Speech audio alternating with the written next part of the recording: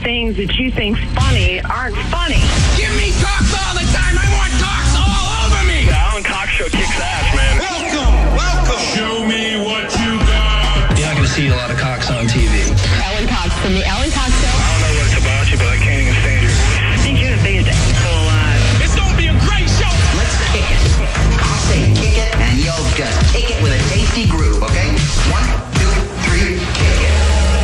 Kick it. Come on. God damn it. Could you one time kick it? What the? Alan Cox. Here we go. He'll ad-lib. He'll be fine. It's the Alan Cox Show on 100.7 WMMS.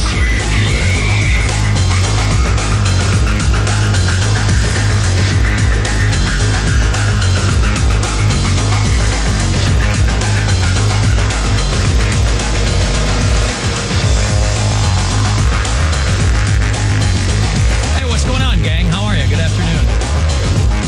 Welcome.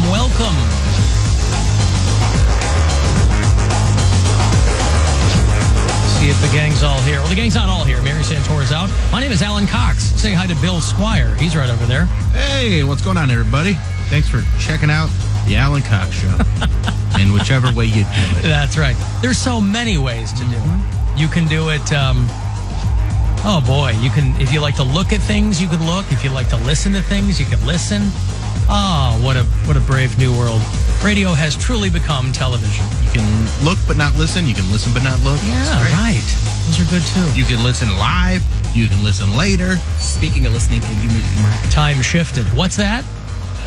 He's on the live stream. It's all muted, man. I don't know what the heck. Okay. I think it's your camera then. Anything I need to do over here? No, I think his. Turn your phone off, like silent. Okay. Poundcake is back in Studio G because he's a real G. Afternoon, white people. Happy Friday, Junior. I hate when people say that, but I'm saying it. I've never heard anybody say Friday Junior.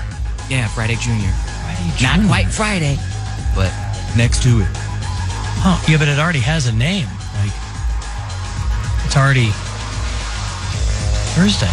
Right, like you don't need to say, like, if you say Friday Junior, like, wait, but what day is it? Right. It's Thursday. Thursday.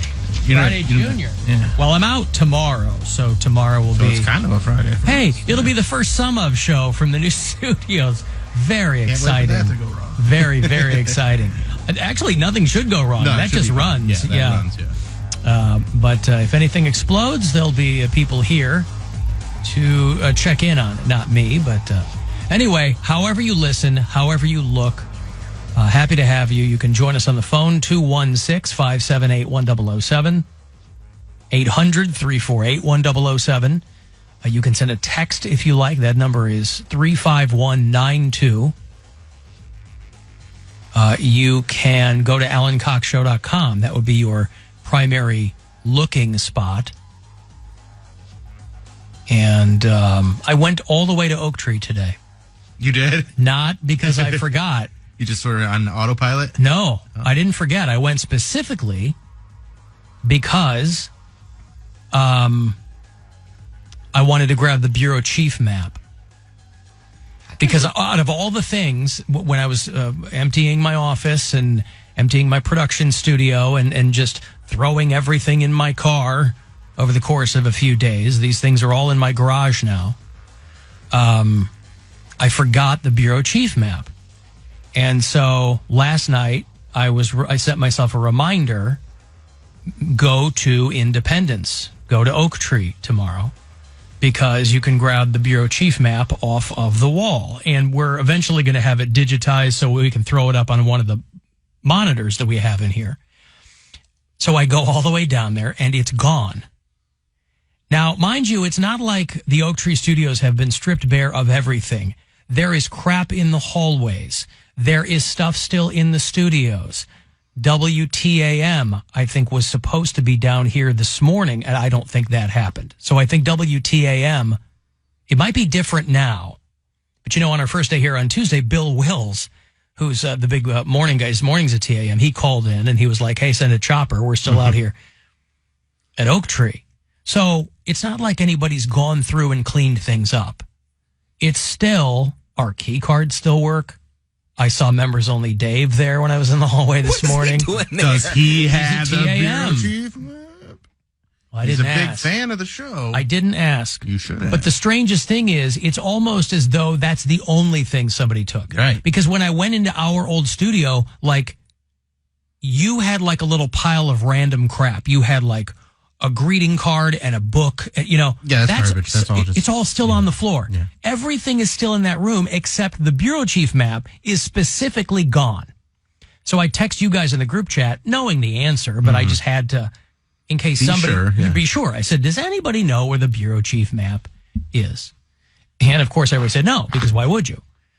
It's my fault because I forgot to grab it out of all the other things going on. I just simply forgot to grab it. And it's not the most important thing in the world. I can create a digitized version with the list of people that I have. I don't need, but it was just a fun prop. Right. It's just a physical, tangible prop of the listeners that we have on the app around the country and throughout North America. And it's seemingly the only thing that's gone. So then weird. it's such a so weird- strange. So then I'm like walking down. I'm like, could somebody have just, even if somebody pulled it off, because in that main, like that big lobby area, there's like a big sitting area outside the old Magic Studios where just piles of RMG stuff, like props and old equipment that doesn't get used. I mean, piles of stuff. Whoever is in charge of cleaning up back at Oak Tree, they've got their work cut out for them. And so I was like, well, maybe somebody just grabbed it off the wall and put it in with all this other stuff. It ain't in with the other stuff. And it's not like somebody would have thrown it away, because who cares? Because again, like I said, when I walked in the studio, it was eerily quiet. Yeah, all the other Obviously, remnants were there. all the other remnants were there, yes. Minus the equipment that I put in there. So I am curious where that is. I don't know where it is. I'm curious too. And if there's two of us that are curious, that would make us Bi-curious. no, both curious. Oh, What? what? Oh, Bill, you've tricked me again. You've tricked me again. You know where my head is? On a Friday, Junior. Al, does that make Saturday Friday Senior? I don't know. See, all the people that we're meeting once a year, my wife and I go up to northern Michigan with a whole bunch of friends. These have been friends of hers, you know, since she was in kindergarten, and everybody's married now with kids, and they're friends of mine because she and I have been together a long time now. So these were inherited friends. But they're all up there now. She and I are going up tomorrow. And so we're in this group chat, and my phone is just going bing, bing, bing, bing. I had to turn it off because it was just everyone texting in the group chat with photos of them drinking, and, you know, like, well, we're not getting up there until tomorrow. We're going to drive up tonight, drop the kid off at Grandma and Grandpa's, and then go the rest of the way tomorrow morning. But I got to tell you, I'm not going to be able to stop thinking about that bureau chief map now. And it's the stupidest thing. It really is immaterial to our purposes here. It was a fun prop to have. I put all the push pins in myself. So there was no small amount of, I don't even know where, did you make the map? The map itself? I got the map from a customer Okay. that actually worked, I think, for Rand McNally. As a cartographer? Yeah. And then I brought it in, and I think I got the foam board, and then Erica put it on the foam board. Oh, okay. So it was a joint effort, right. And so, listen, it's not like Corey Roddick was going to grab it. I think he was, Corey Roddick was crestfallen to leave that studio. Unless he was pissed at you for taking away his mic. He's like, you know what? I know, right? You take away my mic, I Take away my boom arm. Yeah. There's consequences. He's like Jack Black in Anchorman. He kicks Baxter right off the edge of the bridge. Now this is happening. You took something I care about. Right. So, no audio on live stream. Is that me? That might be you. I don't think that's me. Did you click the Yeah. It's on? It's on. Well, I don't see any levels, though. Okay. Do I? Yeah, I don't see any levels. I had it on. Is it turned up? Turned up. I don't know. Do I need to be in offline? I don't need to be in offline for these. All right, let's try this. Yep. Because I turned this one down because I thought that was the one. Okay, so I don't know what. The day that Okay. we come in here and Now we've like, got it. I don't know how any of this works. Well, no, listen, this is day 3. Like, even the engineers who we had one in here before the show, he goes, you guys have stuff that none of the other markets have. Like, you guys are working with brand new processes. Like, we pair to the studio that Poundcake is in with a button on my board that says pair. It couldn't be easier, right? Now, it is spelled P-E-A-R, which was confusing. Piles of fruit kept popping up, being delivered. It's P-A-I-R. And rather than having to worry about what studio is somebody in, I dial it up, I hit that button, easy peasy. He's like, you guys are the first ones to do this. So there are still a lot of things going on behind the scenes. I know, just me trying to figure out how to figure out recording audio in here, like not on air, like all behind the scenes stuff. I'm like, so do I press this button? I am so terrified, and I don't know if it's PTSD from the water, but I'm just so terrified to press one button, just one little thing that's lighting up, like turn it off, and then everything is just goes, kaput. But So once you I'm do get the hang of it, just think of how much further along you're going to be. You'll be a I'm pro. gonna be so in it. proud. Yeah, I'm of like, course. We all will be. I'm going to be playing Funky Town on What this. is that? Oh, that was Funky That was Town. Funky Town. Oh. You figured out that was Funky Town? Without Of course his it's Funky Town. without his signature sound effect in there, I didn't know what it was. When I walked in. I couldn't place it. I mean, what if it gets real serious and it goes from Funky Town to Computer Love?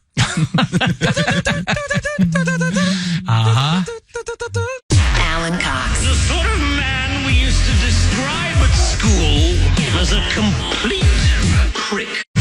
The Alan Cox Show. On 100.7. WMMS.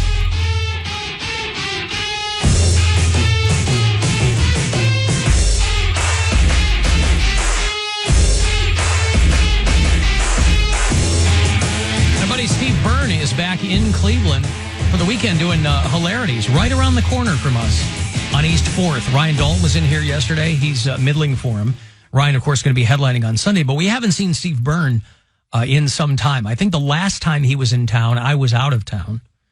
And so he's going to be in a little bit later on. I'm excited to see him, catch up with him. He was your headliner for the last Alan Cox Show comedy tour.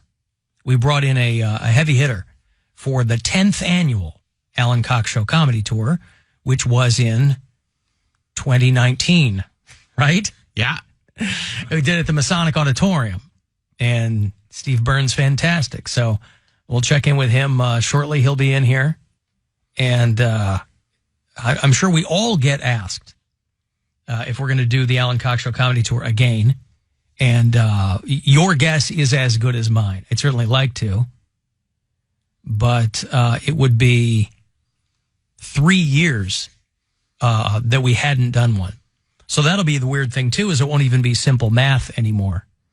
When we start it back up, it'll just be the 11th annual. But there will have been 3 years that didn't happen. Well, why don't we do this?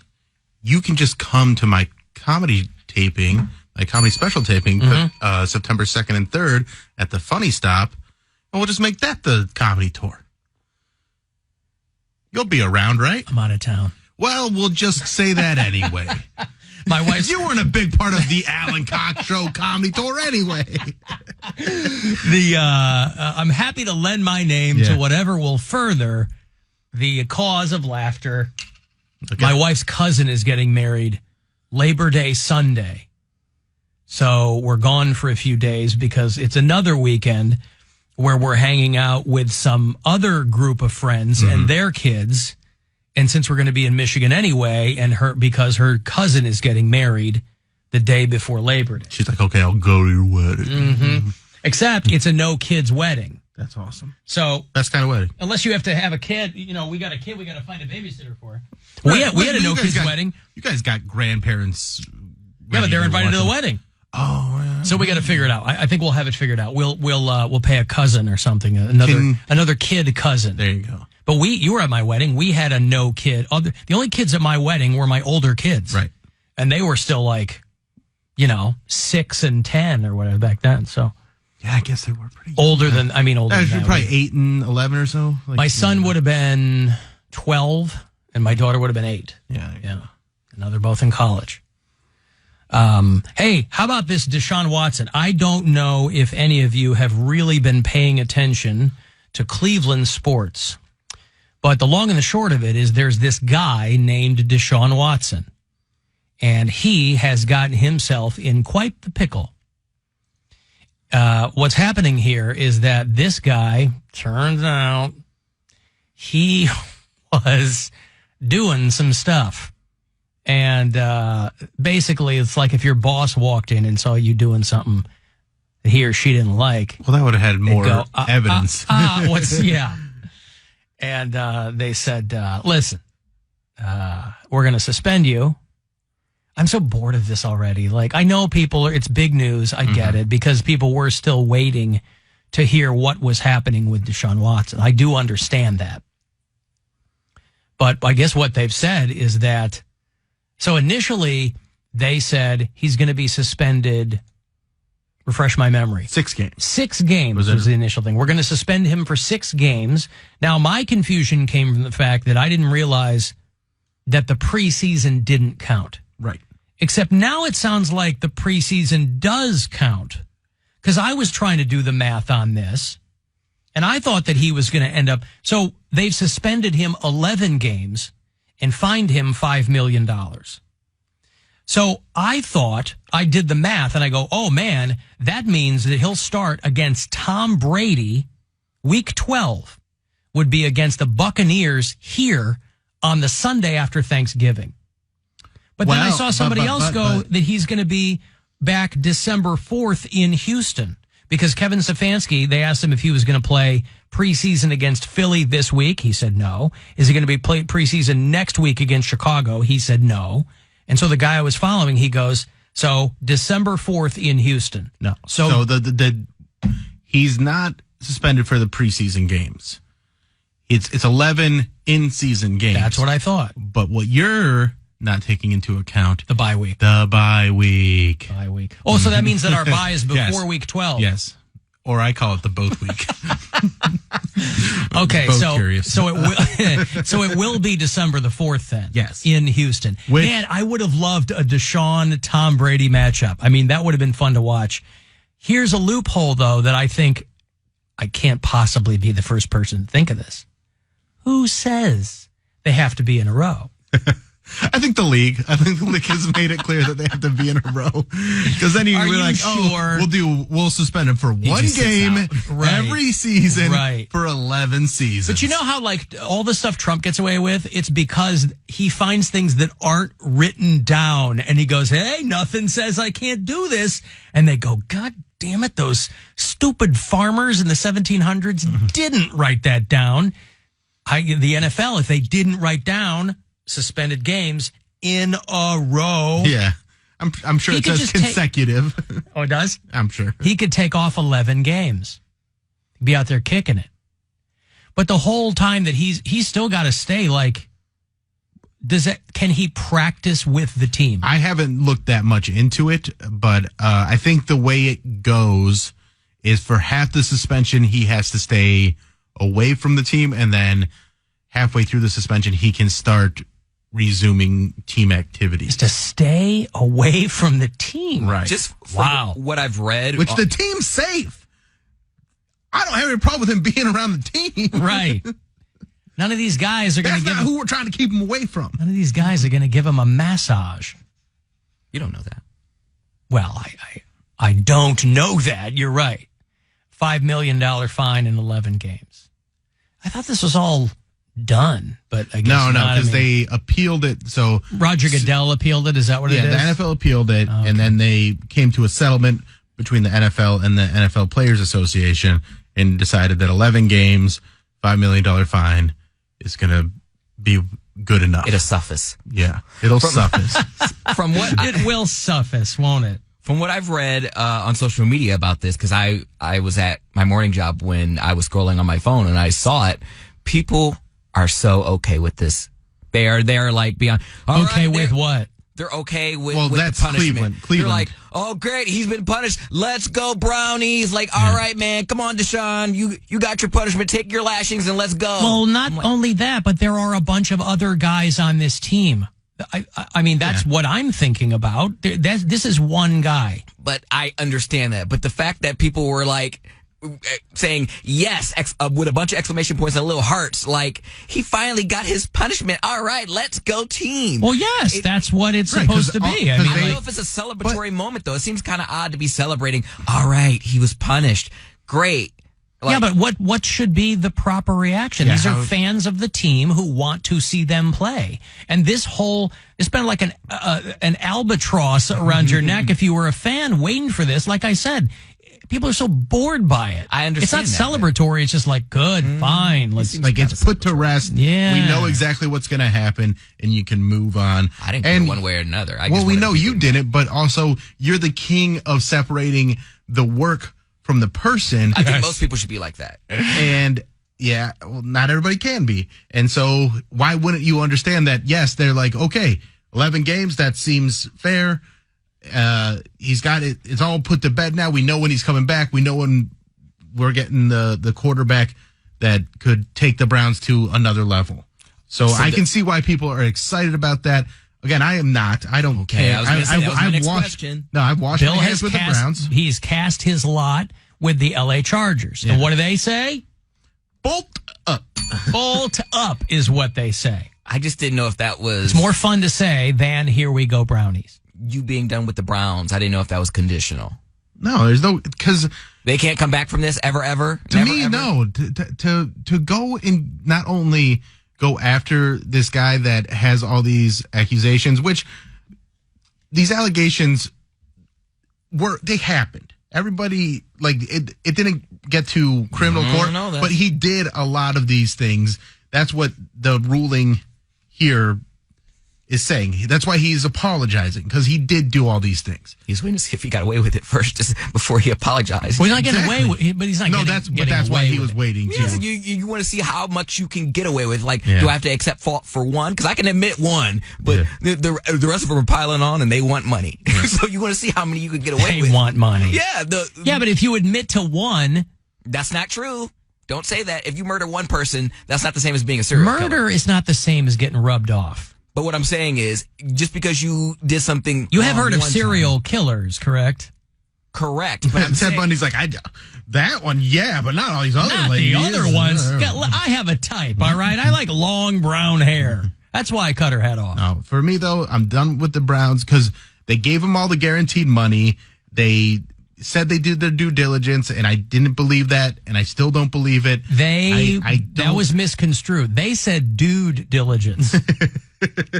And so many people misunderstood and then just ran with that. So, but I've also said this: if you continue to cheer for the Browns, it's an organization that is storied and it means a lot to people. I don't judge people for continuing to cheer for them. Right. This is just your thing. This is just my thing. So I get why people are excited. I get why they're, like I said, they're separating these things. They're reconciling it however they can. I'm just not doing that. I'm moving on.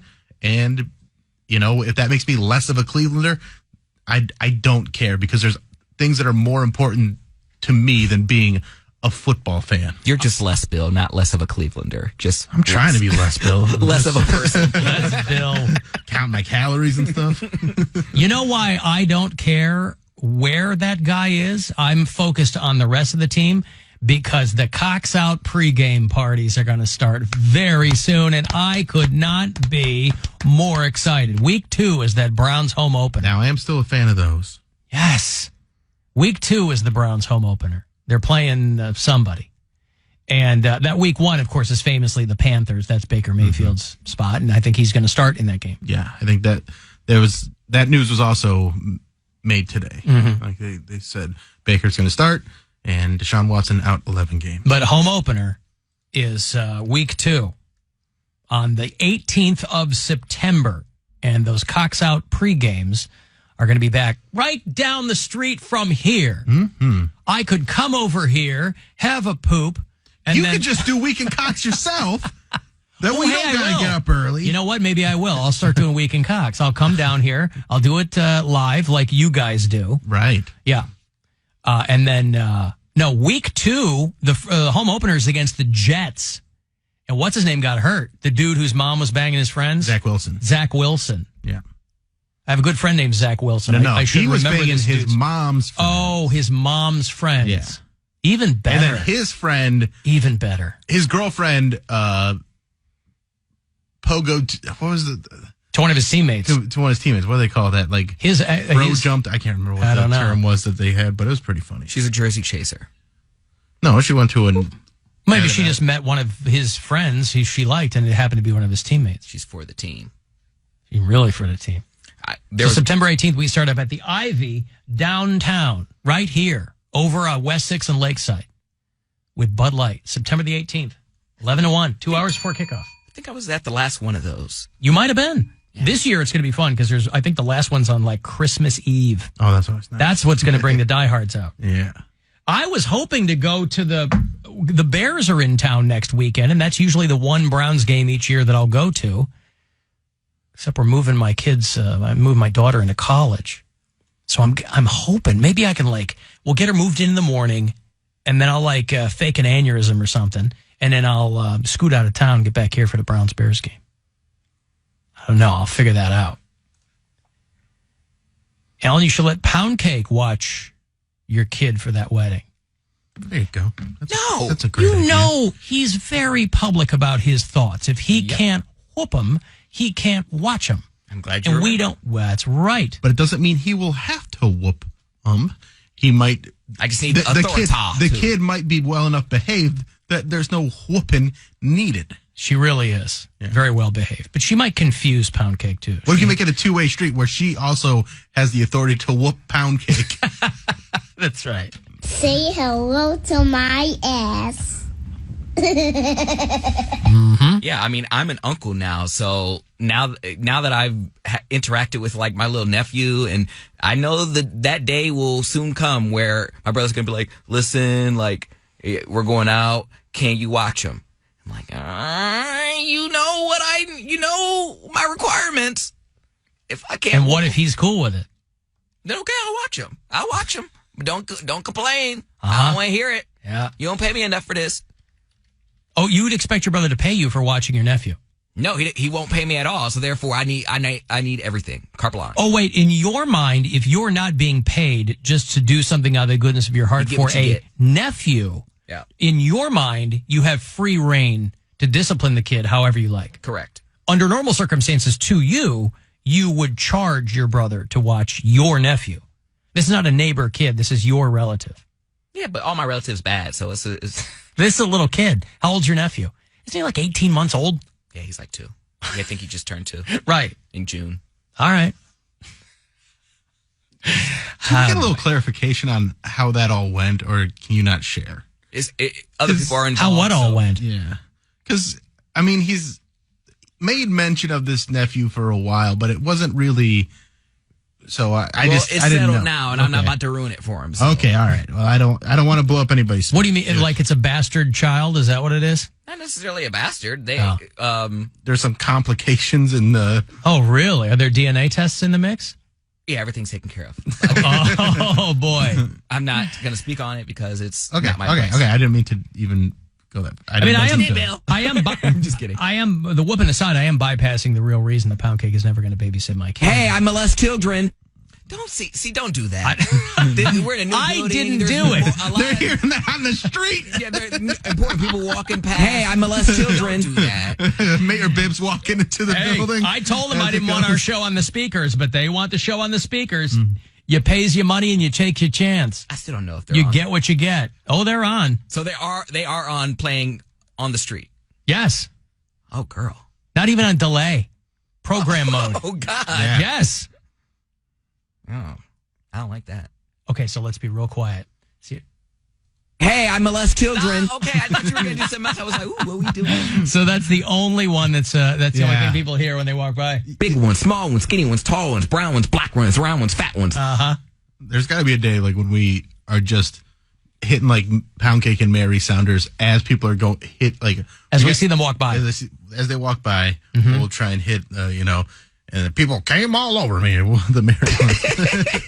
Have Poundcake laughing at people as they walk by. My George. Oh, wait, I know a better one here. There's somebody walking by right now. Let me watch you poop. It's me creeping around the corner. I do have a huge penis. I'm okay with that one. Yeah, scream that. He's like, yeah, let's get that one out there. I want to get a good buzz going. Yeah. Homie, there was a dude that walked by, because I don't have a dedicated production studio anymore, so I'm doing everything in this room. Like from the minute Mark Nolan goes off the air and leaves his studio, I'm in here and posted up and doing my work. And there was a guy that walked by our studio window, Poundcake. Huge bulge. Well, I don't know about that, but I know you like white boys, but I mean, this guy was caramel, and he was tall and thin, and he had like bike shorts on. I was like, man, if Cody was in here, I love how you always refer to me, because you seem like you're gay, but you were checking him out. Clearly, there's people walking by. So yes, I'll look up. You're seeing them. Different than checking him out. You're like, wow, he had the most perfect caramel complected skin. His hair was coiffed. Ooh, he had biker shorts. I didn't say any of that. I just told you what he looked like. And if you had been in here, you would have been licking the glass. I probably would have. That's why I'm telling you. I'm not hating on anything. The point that I'm trying to make is he might have just been a passerby, or he might be somebody who lives and or works down here. You know, see, you're going to find your next boyfriend downtown. You know, it's funny because there was an app I had to have on my phone. Well, you know what? Because I had all the pictures on my phone. I told you I had to delete not a couple pictures, but like I deleted a couple apps. One of them was Tinder, and the other one was Grindr. Because now that I'm on this diet plan or just tracking everything that I eat, I had to download like my Fitness Pal that Mary suggested. Mm-hmm. Wait, you didn't have room for all of them on your phone? Correct. He had to make room for my Fitness Pal. Man. What are you doing? So you got a jitterbug? I deleted the apps that I didn't need. These were apps I didn't use. I didn't use Grindr anymore. I'm too paranoid that someone's going to blow up my spot. So I just deleted Grindr. This is the perfect time to have Grindr now that we're in this new building. We'll get it back. Yeah. So I can bring one back. Yeah, I just delete something else. But yeah, this would be the perfect time to have it because I used to have it on an oak tree, just let it sit. I wouldn't look at it or anything, but I'm just like, let me see how many messages I get by the end of the show. Because it'll just show that like I'm idle, I'm nearby. Now we work in an apartment building. There's apartment buildings across the street, and most of them got money if you live downtown. So I'm going to bring that back. I'm telling you, this is the confluence of you getting into shape and us working downtown, it's going to work out for you. I know it is. Because yesterday I was just kind of as good as I felt. I was looking back at the live stream, and this angle just makes me look fat. Like I'm leaning back in this chair. These angles oh my God, look at him. He's got a rack. These angles make us all look fat. Don't worry about that. Just count your own. Some of us are just fat, so let's not put it on the camera. I will take a responsibility for me. Well, this angle makes me look awful. And when I get home, I'm like, I look way better. And looking at myself in the mirror, and I'm not even being conceited. I'm just. Why don't we shoot you from higher up? Because I don't. There's a way that we could do that. Well, I would need a different. All I need is my webcam to work, and I'm perfectly with a head-on angle because that's how I look at myself. I'll bring my old tripod back. Well, I was gonna say, if you have that tripod that you took, Poundcake, you can bring that one on. That one's higher. I lost it. You lost it already? He lost it. We just left the studio and he lost it. How did you lose it already? It didn't make it out of the studio. I was helping Mary carry that stupid hot dog roaster, and I had everything in my hand. I had the tripod, I had my backpack, and whatever I was carrying with me. I don't remember. I had a bunch of stuff with me leaving that day. And Mary was like, "Can you open this door? And then can you help me put this into my car?" And I was like, "Sure." I must have set it down somewhere along the way. I don't remember when, but I remember when I got home, I was like, I feel like I'm forgetting something. And I looked at my phone. I was like, damn. I was like, I had that tripod. He can't carry two things at one time without forgetting one of them. I was opening things up and carrying things for Mary, and I forgot about it. I didn't remember till I got home, and I'm like, no what? Good deed goes unpunished. It's what I get. I just recently I used to go into your office and get the damn connector piece for the headphones, and now I bought one off of Amazon. So I was like, wow, I'm making my way. I got my own headphones, got my little connector piece. I bought my $6 connector. Yeah. And I was like, moving up in the world. So up next, I get rid of these moobs, and then I get a boyfriend downtown. Yeah. But no. So sorry, I lost the tripod. So you make me sick. I make me sick. I thought. See, I have to extend. I'm not a fan of brown or browns. Not even a helpful one. You're not helpful. No. You're not helpful. I try to help you, and you just go, I lost This it. At is least I what was we honest. get. At least I was honest. I thought You about had no lying. choice. Well, your punishment is you get that crappy angle, so you got moves. Yeah. What would the tripod lie be? I have no one to got blame but stolen. myself. I literally got home and I was like, he literally gave me this. I didn't have it but 10 minutes. Not to mention, when I spilled my drink in here, I went the entire 7 years at the old oak tree, didn't spill anything Didn't once. spill anything one time. Now, the keyboard was messy, but that was a whole different ballgame. I mean, you spilled a lot of tea. Alan, you have been described by your enemies as evil, insane, manipulative. Who are you? Call the Alan Cox Show. 216-578-1007 or 1-800-348-1007. Oh, hey, there we go. I forgot to put music in. Yeah. Here, I'll give you something here. Hold on. And There we go. Yeah. All right. The band called Intro Knot. They just dropped a new album. I like them a lot. 35192. Shoot me a text. AlanCoxShow.com. You want to watch the live stream? You can do it there. YouTube channel is The Alan Cox Show. Thanks, hey, to Frank Shush for helping out in the video department today. Very helpful over there now that we're back on the live stream. Your Cleveland Guardians squeaked out a win to split that series against the Tigers. Tigers took those two middle games, but the Guardians got like 6 late runs, Yeah. I read. That's pretty cool. 8-4 was the final here at home. They will stay at home. They're off tonight, but they'll start up tomorrow night against the Chicago White Sox downtown at Progressive Field. You hear that here on MMS. That is going to be, it might be fair to say that that's a battle for first place. The White Sox and the Guardians. I know that the Twins are in between the two. The Guardians still sit atop the division. And then there's the Twins, the White Sox, but there, though. they're not playing the Twins. They're playing the White Sox. So somebody could leapfrog and get something done there. Obviously, this is probably a good weekend for me to be out of town because otherwise I would be at Progressive Field with my White Sox regalia on, and I would be cheering them on. But when it's this close to the end of the regular season and this close in the division, I do feel a little a twinge of regret there. I'll be there on Friday cheering on not only the Guardians, but Ryan Dalton. Oh, that's right. Throwing out the first pitch. which is Very going to be exciting. Very exciting. Yeah. Who throws out the second pitch? Usually the pitcher? Whatever pitcher's pitching Pitcher of the that day. team. So there's one, because you know when I did it, the second pitch was that old guy. Yeah. The dude who smoked me. Sometimes there's that. Sometimes there's two. What if they team him up with somebody else? I guess we'll find out. I guess we will find out. Hey guys, Brendan. Bill, the term you were thinking of is a homie hopper. Yes, that is homie hopper. Thanks. Hate the show. Bye. I never heard homie hopper. Homie hopper. That's when you are, well, explain. So in this instance, it's when Zach Wilson, the quarterback for the Jets, his homie, his girlfriend hopped from him to his homie, making her a homie hopper. I see. Though, like say your high school sweetheart, Or your ex-wife. Okay, fair enough. You know how weird it would Oh, be then. come on. I'm just saying. I know. I know.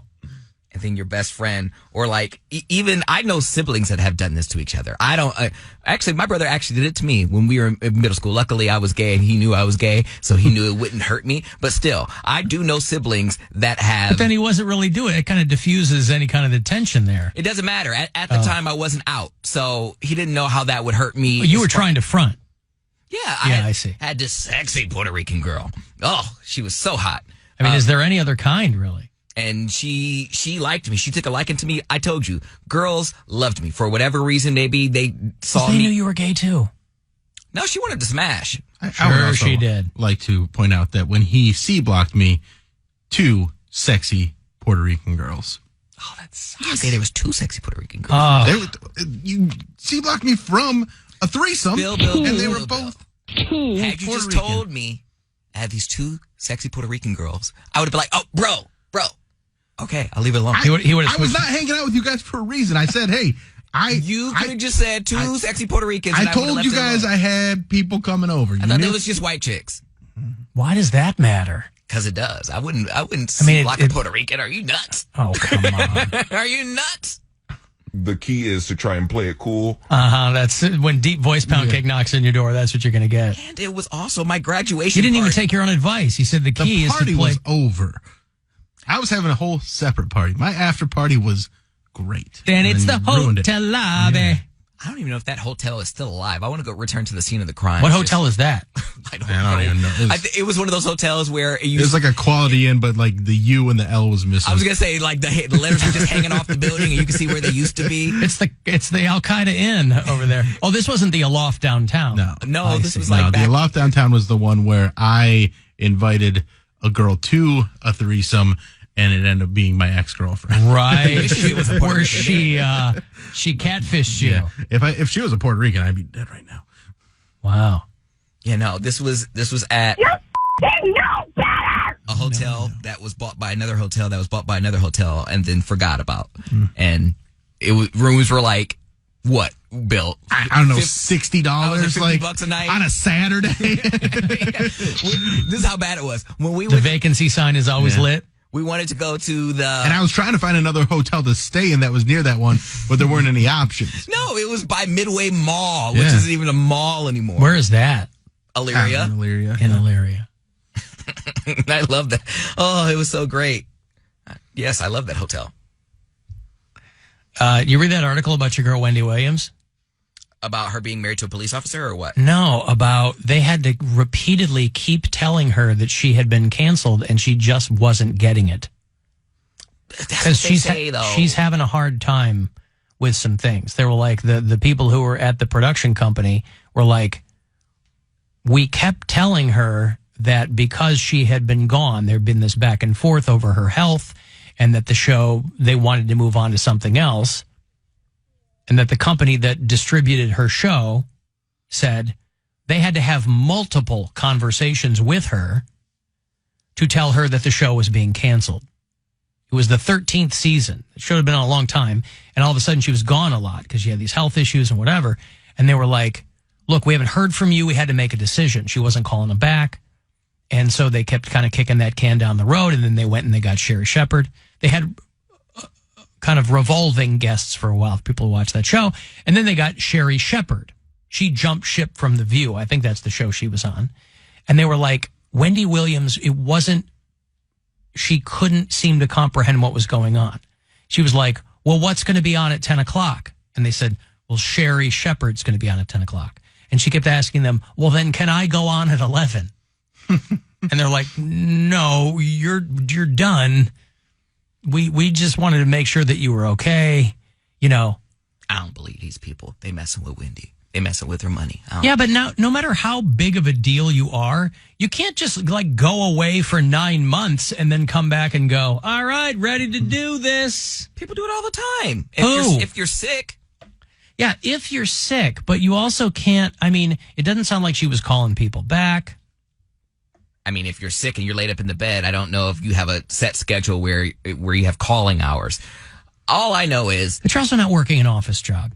If you're sick and you're on television, I understand. Like, they've got to move on. I understand. And you also are not showing that you are healthy enough to do that show again. Like, if she came back and she's like, over on I'm camera. all good, I can go get back to this, because she still has an audience. She still has a following. So if she could go on TV and do this show, someone would scoop her up. Someone would. I don't know if she has like a non-compete or anything like that. I don't think it just seems like it was a snowball effect. Like, okay, so she fainted. I remember the day that she fainted because my phone was blowing up. So she fainted. Then her husband came out with a mistress and had the baby. And then she had to fire her management, which was also her husband. So she got divorced, fired her management, and then she had all these health issues all at once. To me, it just seems like they were looking for a way to get rid of her. But if they're looking for a way to get rid of you, they will do it quickly. It sounds like they gave her more time than anybody would have gotten. So there was a level of respect there, I guess. They were like, look, this has been 9 months. We can't just, we're running a show here. We've got to, I remember when I first went to Pittsburgh, I was on in the afternoon when I first started there.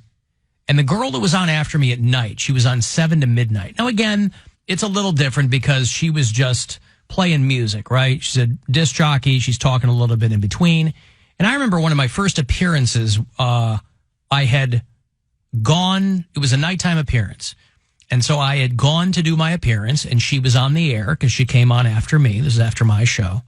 And on my way home, there was somebody else on the air in the middle of what would have been her show.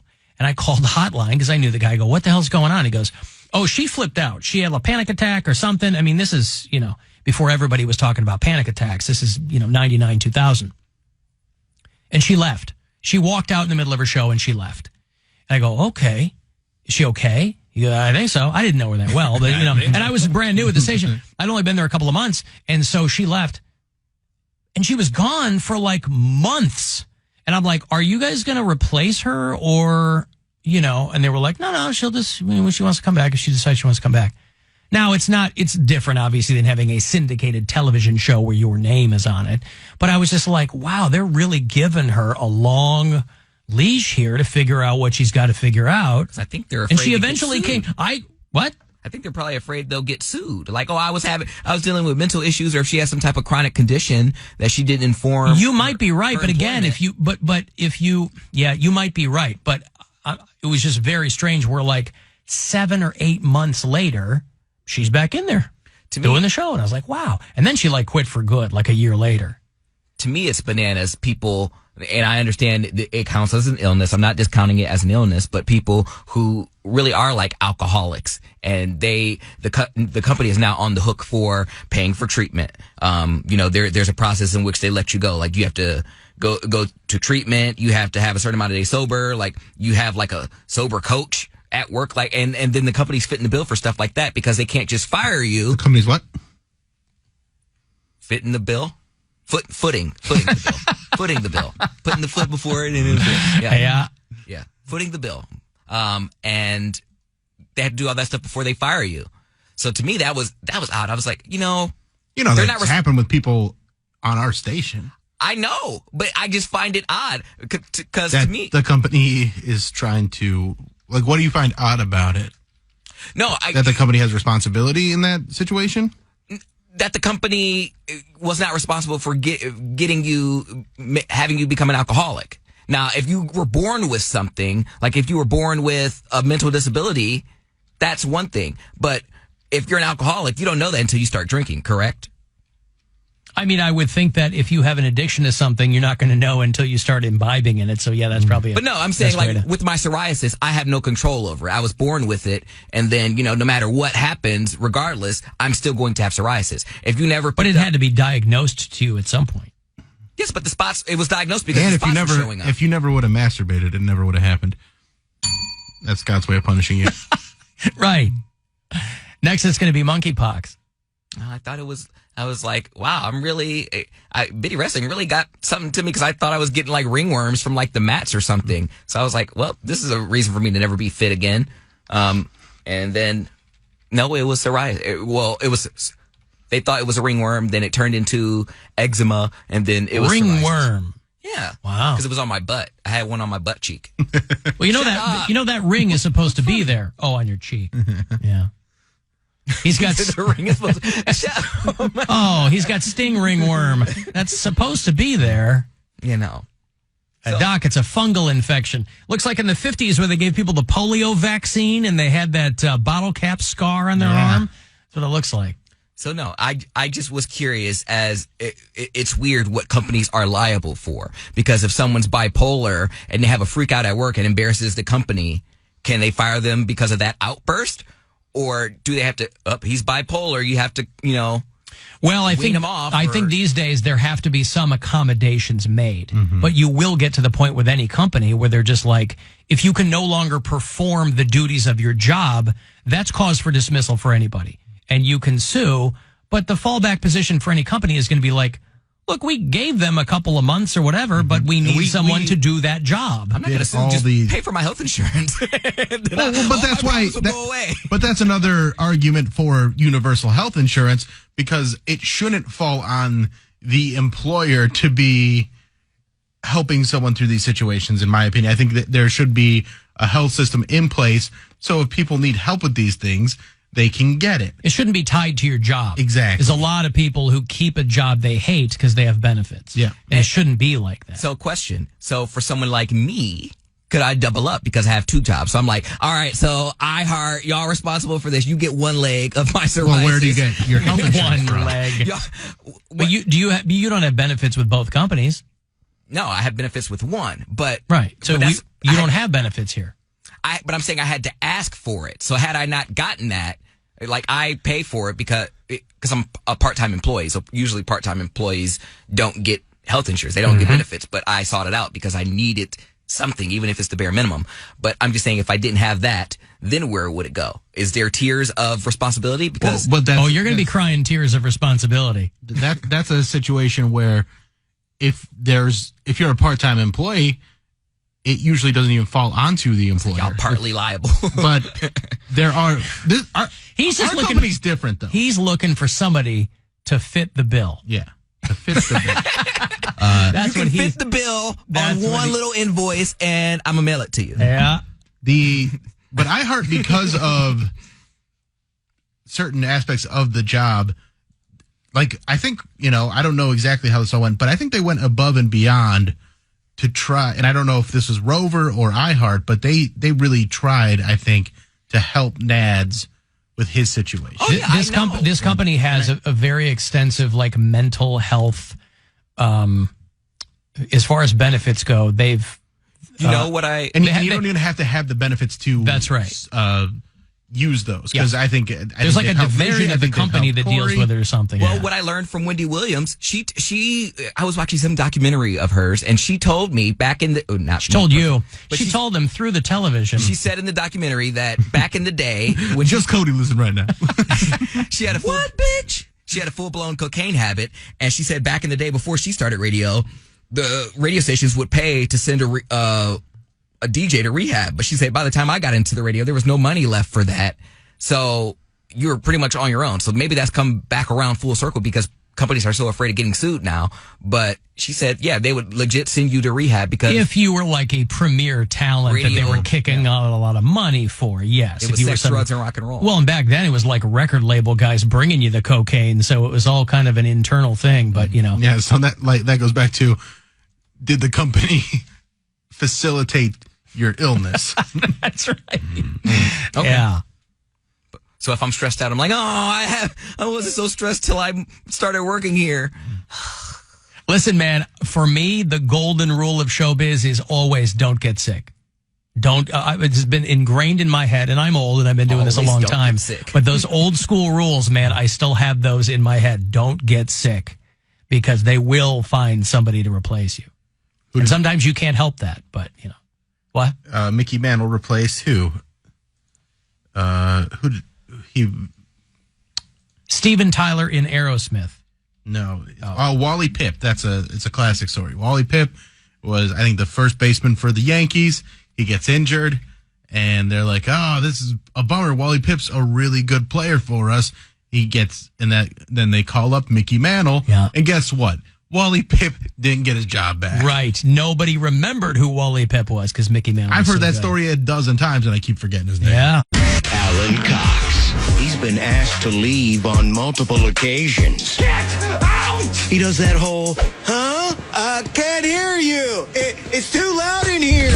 thing. 100.7 WMMS.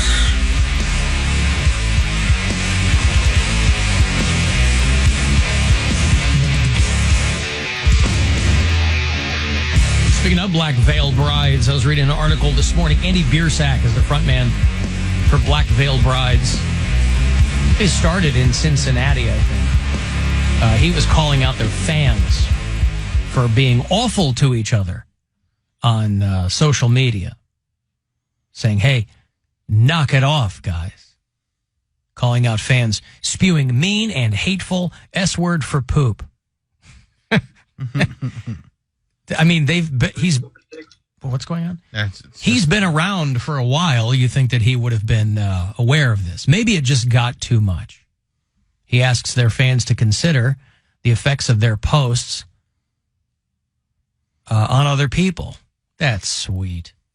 Listen, there's nothing wrong with trying to get people to maybe focus a little bit more on that. But it's also, it's not naive, but I mean, you know, if you're in that position and talking to your fans, he's like, listen, man, this is not the, we're out here trying to tell people that you can, rock and roll has always been about community. And he doesn't like people seeing their fans spewing mean things to each other. I'm no saint, but I don't like seeing people using photos of me as their avatar and then spewing awful things to other people. So there's a little bit of self-preservation in it too, because I'm sure it'll come to his attention. You know, sometimes people who are big fans of bands will use a member of that band as their photo. Because honestly, a lot of those people, you don't want to see what they actually look like. So they're smart. I've never met a fan who was anything but kind in person. But online, I don't want to see my own face associated with such baseless cruelty and bullying. Boy, speak out. Very fed up with people. Online, Black Veil Brides fans. There are probably some bands who don't care what their fans are doing. I think it has more to do with the fact that they're using his photo. Yeah, that's probably not than anything else. Yeah. Hey, guys, just FYI, when you put my photo out there, hey, you can leave us messages still on the After Hours line. It's 216-986-8903. Alan, Calvin, Kent, listen to the podcast from yesterday. You guys were talking about the measurement debate of fathoms and leagues. And so I got my Alan Cox Show, dictionary out here, and I'm looking for a conversion, maybe not a dictionary. I'm looking for a conversion of fathoms to 3 cars long, deep, and wide, to see how big the hole would be that Poundcake would have to dig to save Michael Jackson's. Okay, love you, bye. That is an interesting. Figure out the conversion. Yesterday we were talking about fathoms and leagues and all kinds of nautical measurements, and also, Poundcake went to phantoms. Poundcake, turn your camera around. There you go, bud. Hey, Cody, when the line is blue, that means you're talking to him? No, that means they're calling. Oh, they're calling. When it turns orange, it means I'm talking to them. And then when you put them on hold, I'll see them on hold. Correct. Gotcha. Okay, I'll let you do your thing.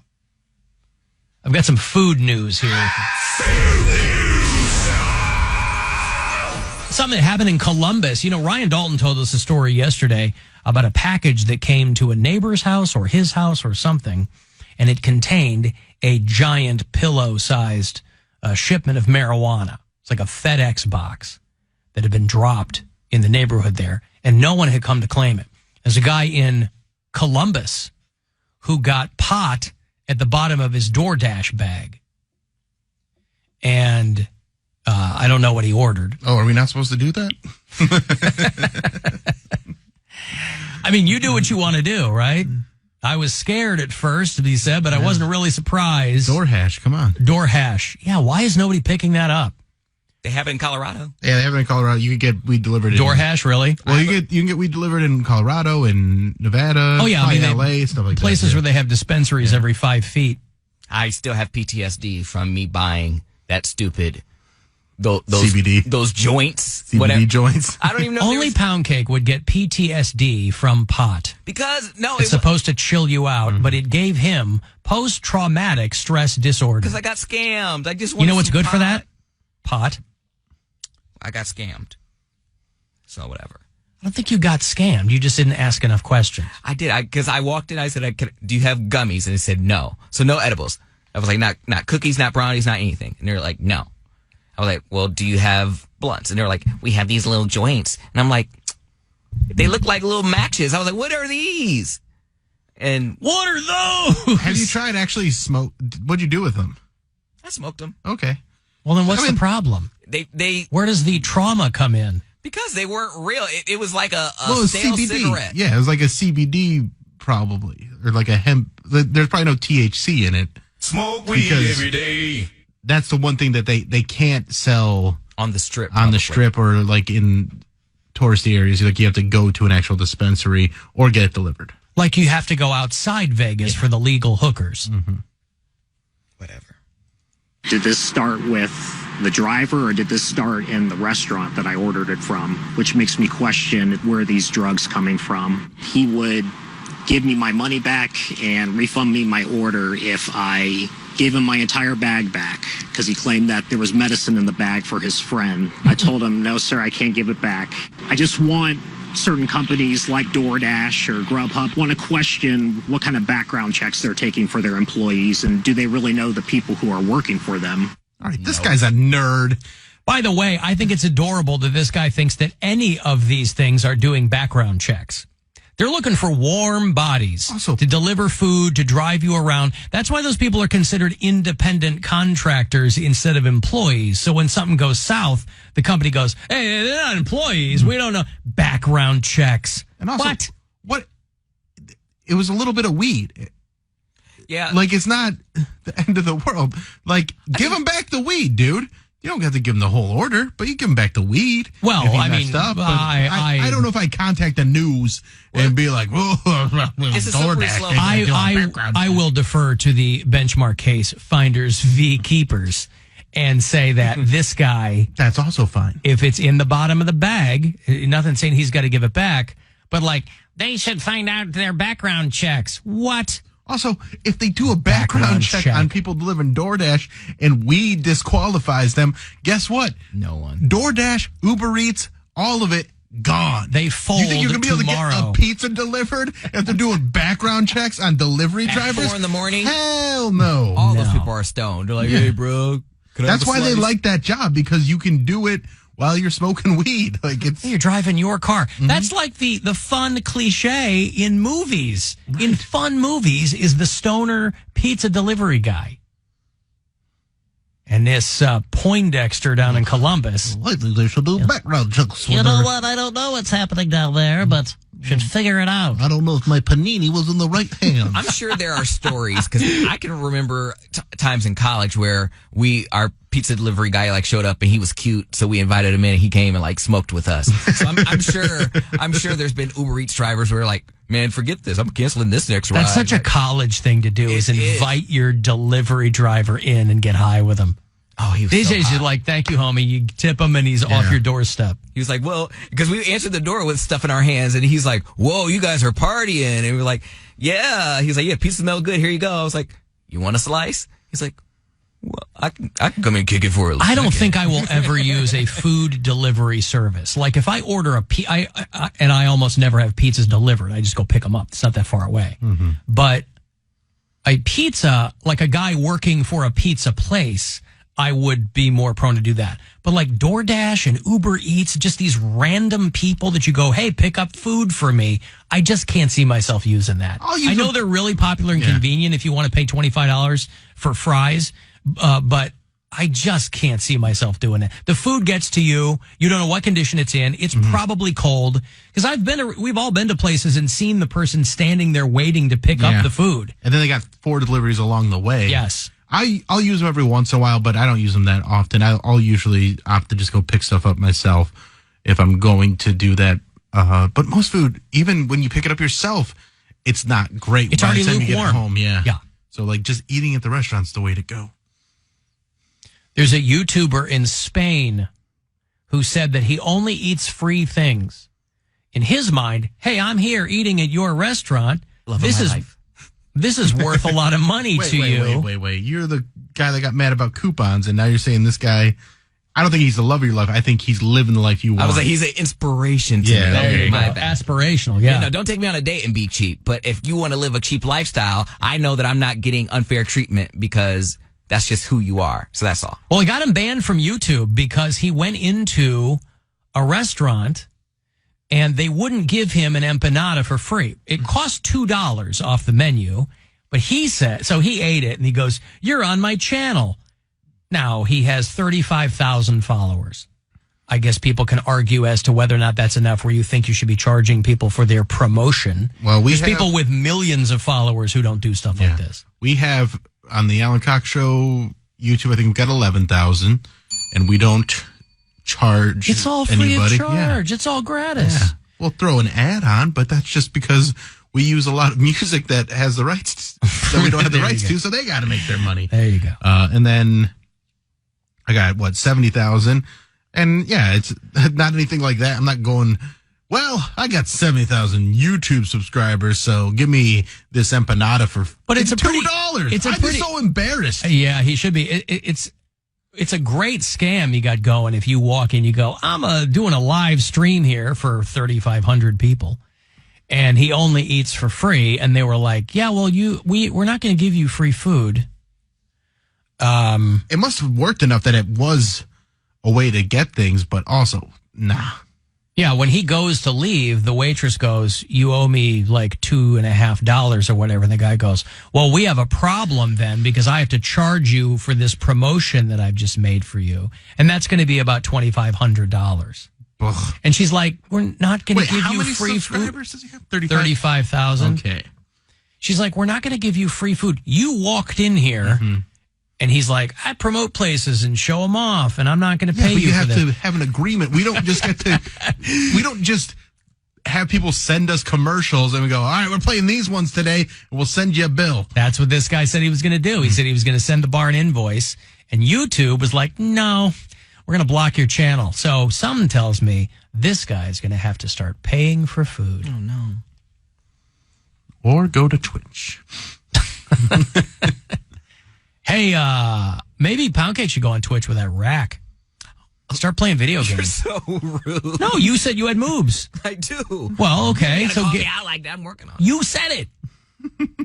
So get on Twitch. Start playing video games. I don't want to get on Twitch. All right. Got enough stuff to do. Hey, Mike. Hey. What's going on? What's up, guys? How are you? Good. Hey, I was just calling. I'm an ex-DoorDash and Uber driver. You guys had said they don't do the background checks, and they definitely do. I got let go for something that happened 20 years ago. Ooh, what'd you do? You did? Really? Well, so wait a second. But if you had the job, then what kind of background check could they have done? Well, that's what was annoying about it. I worked for DoorDash for about a year. They let me go after the second time they ran my background check. Uber, I worked for them for 2 years, and then they let me go for the same thing, for the background check. Okay, so, but what I'm saying is they didn't do the initial background check didn't keep you from getting a job with them. Yeah, that's what's confusing about it. Like, why did they, why did they do a second background check on you? Well, what Uber told me, because DoorDash, I was like, whatever, I still had Uber. But what Uber told me was because they changed the laws in California on background checks.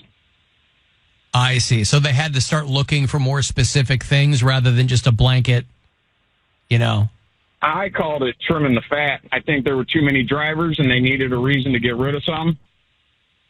Huh. Yeah, that's the only reason I could think of. But you know what's... Uber's been bleeding money from day one. So this whole trimming the fat thing, it's never been profitable. So I don't know, what their whatever. I don't know how that whole thing works. But so what do you do now, Mike? Do you work for another delivery thing or no? OnlyFans. No, I'm a union carpenter by trade. That was just my secondary. But boy, you make some killer money, dude. I was making like $1,500 a week off that on the side. I understand. My son said he was going to be door dashing there on campus, and he said he was making some bank. Well, here's what's ironic about the whole thing. I'm going to pick up orders, and you should see some of the people that are picking up orders. I mean, they look like straight homeless people off the street that stole a car. Well, that's why I assume there's no such thing as background checks. They're just looking for warm bodies. They're looking for people with working cars and whatever. So, okay, thank you, Mike. I appreciate the call. There's Mike out in Menor, union carpenter. He's doing man's work. And then you pick up a couple extra ducats here and there, delivering food. That would just make me nervous. I think if I had to do it, I absolutely, obviously would. But I never had a job delivering pizzas, just going up to people's houses and hoping for the best. Here's some food. Do you have money for me? Rather than like them taking the food and slamming the door. And a dog, sick their dog on you. Who wants that? I remember years and years ago, I had to have been in high school when there was a story in the Chicago Tribune about this a guy in the suburbs who had been delivering pizzas and then robbing people or something. I don't know what it was. So the police in this particular suburb, wherever it was, they sent in they had a dog that was going to sniff out the perpetrator, but they sent in a decoy, like one of their own guys dressed as a pizza guy, and the dog attacked the wrong guy. The dog, rather than attacking the people at the house, sorry, it wasn't a pizza guy who was ripping people off. It was a house ordering pizzas and then ripping off the drivers, right? So the cops are like, oh, we're going to dress up our guy. You send him in, right? It dresses a pizza guy, and we're going to have a dog that's there too that we're going to use to secure the scene. And the dog, I guess not trained enough or got confused by the food smell. I don't know. The dog attacked the decoy pizza driver and the dog was doing his best. Ripping him to shreds. Yeah, right. But also, I feel like they still could have made an arrest. If they did the people try and rob him still? I don't think it even got to that point. I don't know why you need to get or the they dog slipped out involved. I don't know either. This would have been 1984, 85, something like this. A long time ago. I was in high school. I don't know. I feel like if that's the situation, you let them, you take the pizza, let them rob you of whatever it is, and then when they feel like they're comfortable and they got away with it, then you go in and be like, hey, you just robbed us. We were the cops. You're busted. Swarm. Yeah, we don't need to bring a dog into this. Yeah. Also, listen, this is really going to affect Italian restaurants or anybody who likes cooking at home, that one of the current climate change victims, tomatoes. California is the world leader in processing tomatoes. Tomatoes get used in everything. And they are, because of the water crisis, your spaghetti sauce and your tomato-based items are under threat. Are we going to make the gravy if we got no tomatoes? Hey, it's a tomato apocalypse. How are we going to deal with this? Now I got to start gardening because you can't grow tomatoes in California? How am I going to grow my own food quickly enough to get the tomato? I'm supposed to live an Alfredo lifestyle now because of the climate? It makes no sense to me. I'm not an Alfredo guy.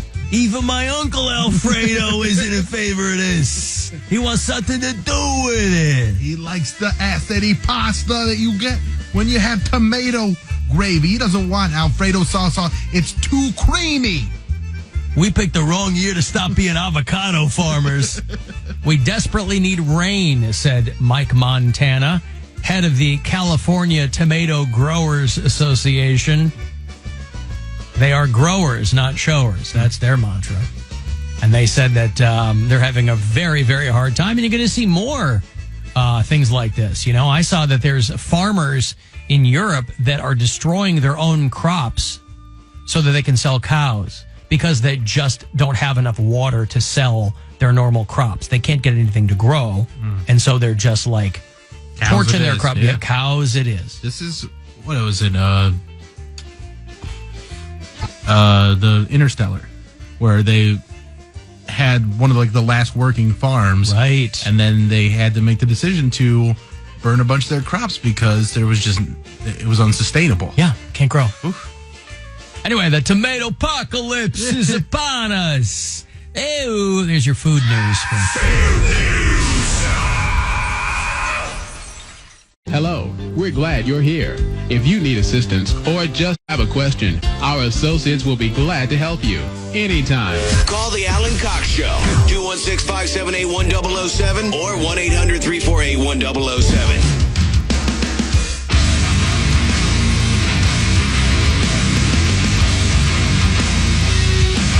35192, send a text, AlanCoxShow.com. You want to watch live? Do it there.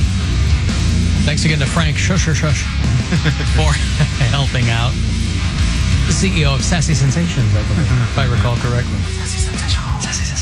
And if you listen on the iHeartRadio app, you can always send us messages there. Little talk back button. Steve Byrne is going to join us in here. He will be our second in-studio guest in the new studios. And he's right around the corner all weekend. He's doing the shows at Hilarities. Ryan Dalton was here yesterday. He's opening for him. Ryan will headline on Sunday night, and he'll throw out the first pitch before tomorrow's Guardians-White Sox game. That's the first of 3. I think they play through the weekend. Guardians are off tonight, but the Guardians and the White Sox are...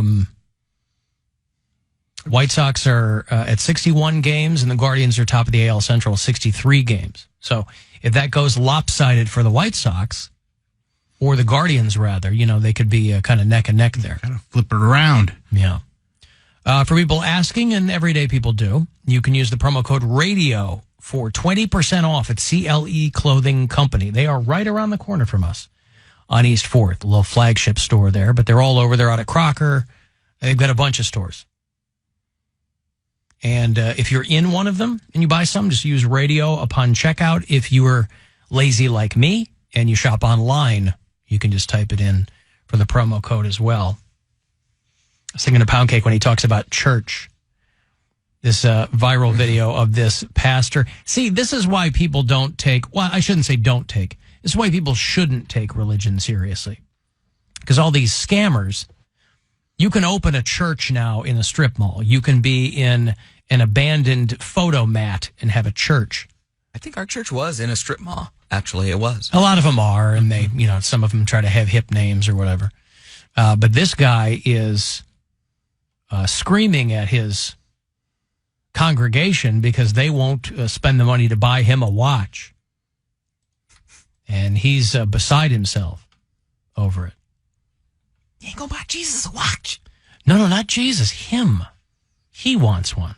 He needs to know what time the Lord's going to come back. Gonna call him home. At least this guy's honest, because all these scammers, your Joel Osteens or whatever, your prosperity gospel types, they're the ones that are like, listen, God wants you to do this. This guy is like, you too poor to buy me a Movado watch. He looks like he's in, literally, he looks like he's in like a kimono suit. I don't know what that is, but no, he's wearing, for some reason, he was wearing like the Roman collar. I don't know, to give off that reverend vibe. I don't know what. You got video of it? Yeah. It sounds like there's you like. Try it out? Yeah, let's try this. It sounds like there's about 6 people in this room. You just move that up to the top one. It's kind of grainy here. Hold on. So how would I do this then? Okay, we're going to try some video here. Go to the... Oh, is this the first time we're using it? Yeah, down here. Display capture. Yep, and then just move that and then up there. Yep. And then I have to widen this out, though, right? You gotta full screen it. Full screen it right there. Okay, here's this guy. Should be. See, that's how I know you still poor, broke, busted, and disgusted, because of how you've been honoring me.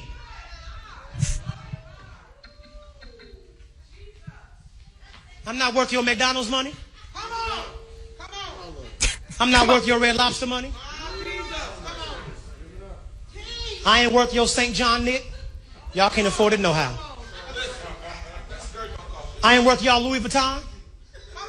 I ain't worth your Prada. I'm not worth your Gucci. You can buy a Movado watch in Sam's. Yes, you can. Now switch us back. Switch us back. I love it. I prefer the tube full of demons guy. The tube full of demons guy? Mm-hmm. There we go. Yeah. Hey, we did it. We did it. Learning every day. Tube full of demons. Why would I want to fly public and be in a tube full of demons? Fly commercial with a tube full of demons. I guess the guy is old school. This is new stuff. And I love this. Like, you can buy a Movado watch at Sam's Club. I'm like, he makes a good point. You can get one there. This is Church at the Well in Kansas City. That is Pastor Carlton Funderburk. He certainly is fun. And putting the fun in Funderburk. He deleted that clip and has since apologized. But I'm having a hard time, it's funny, but I'm having a hard time following the logic there. Why is it on everybody else's, he's like, you can't give me this? What does he have to do with anything? I thought it was supposed to be about, I don't know. I can't keep track of these con men. In order for him to preach the word of God, he's got to look real good. And he's not going to look, an Apple Watch is functional, but he needs a watch that's going to tell people that he is chosen by God to spread his word. Because I believe if you look at what was preached in the New Testament, Jesus was all about appearance and he's all about being flashy. That's right. God's hype man. He's got to, promote the word. You wouldn't want to promote someone who didn't look good. You wouldn't want to do business with that person. That's right. He's trying to do business and move and shake for the Lord. For the Lord. I believe in the first letter of St. Paul to the Flashalonians, it was made very clear, thou art to be flamboyant in your appearance and your speech. Make sure everyone payeth attention to you. The one thing that got me during a sermon, I'll never forget it, because I'm like, man, you really do have faith in the Lord. The pastor was talking about, she was like, I don't have no alarm clock. If you're a believer in Christ, you don't need no alarm clock. God wakes me up every morning. They're like, Jesus wakes me up every morning. I'm like, so whenever I was thinking about it, I was like, damn, you really do have to have faith. Like, if I have a meeting tomorrow morning, you're like, you should believe in God like you believe in your alarm clock. If you believe your alarm clock gonna wake you up every morning, and not Jesus, then you ain't got no faith. I'm like, but I don't want to be late for work tomorrow. Like, I set my alarm clock. I was like, wow. My faith has never been tested like that, to where if I have a special engagement where... The Kramer thought it would work for him and it didn't work. He overslept. I bought that Mariah Carey alarm clock. Every morning that wakes me up. It's not the pound the alarm. Huh? It's not the what? I said I still have the pound the alarm. Nicki Minaj. You still have that? Yep. Yeah. It doesn't go away. That's how Poundcake gets up. That's not a bad way to wake up. I would never have that much faith in anything. To think that I could wake up without an alarm if I really... She was like, anywhere I gotta go, Jesus is gonna take me there. So if he don't want me to go, then he won't wake me up. If he need me to be there, Jesus is gonna wake me up. I was like, ooh, she right. Whatever happened to God helps those who help themselves? What's this taking that's a very Jesus take the wheel approach to life. All right. But...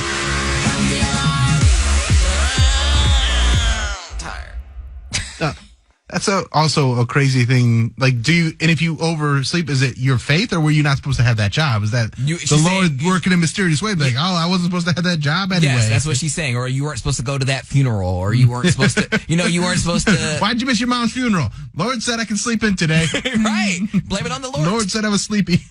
Lord. Yeah, blame it on so the it's Lord. Basically a way to blame.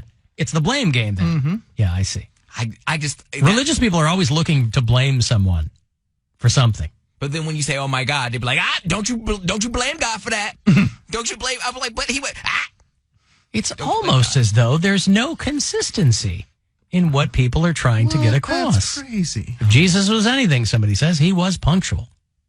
There you go. Alan, I have heard multiple rumors that Vincenza's, which is closed on the other side of us, right? That pizza place closed. That it's going to reopen? That it's going to be a Papa Giuseppe's. Oh. Now that we are downtown. No, I'm not excited about that. I was hoping for Vincenzo's rebirth. Well, what can they do that Papa Giuseppe's can't do? I mean, good pizza. Well, from under-crusted meatballs, it's a delicacy.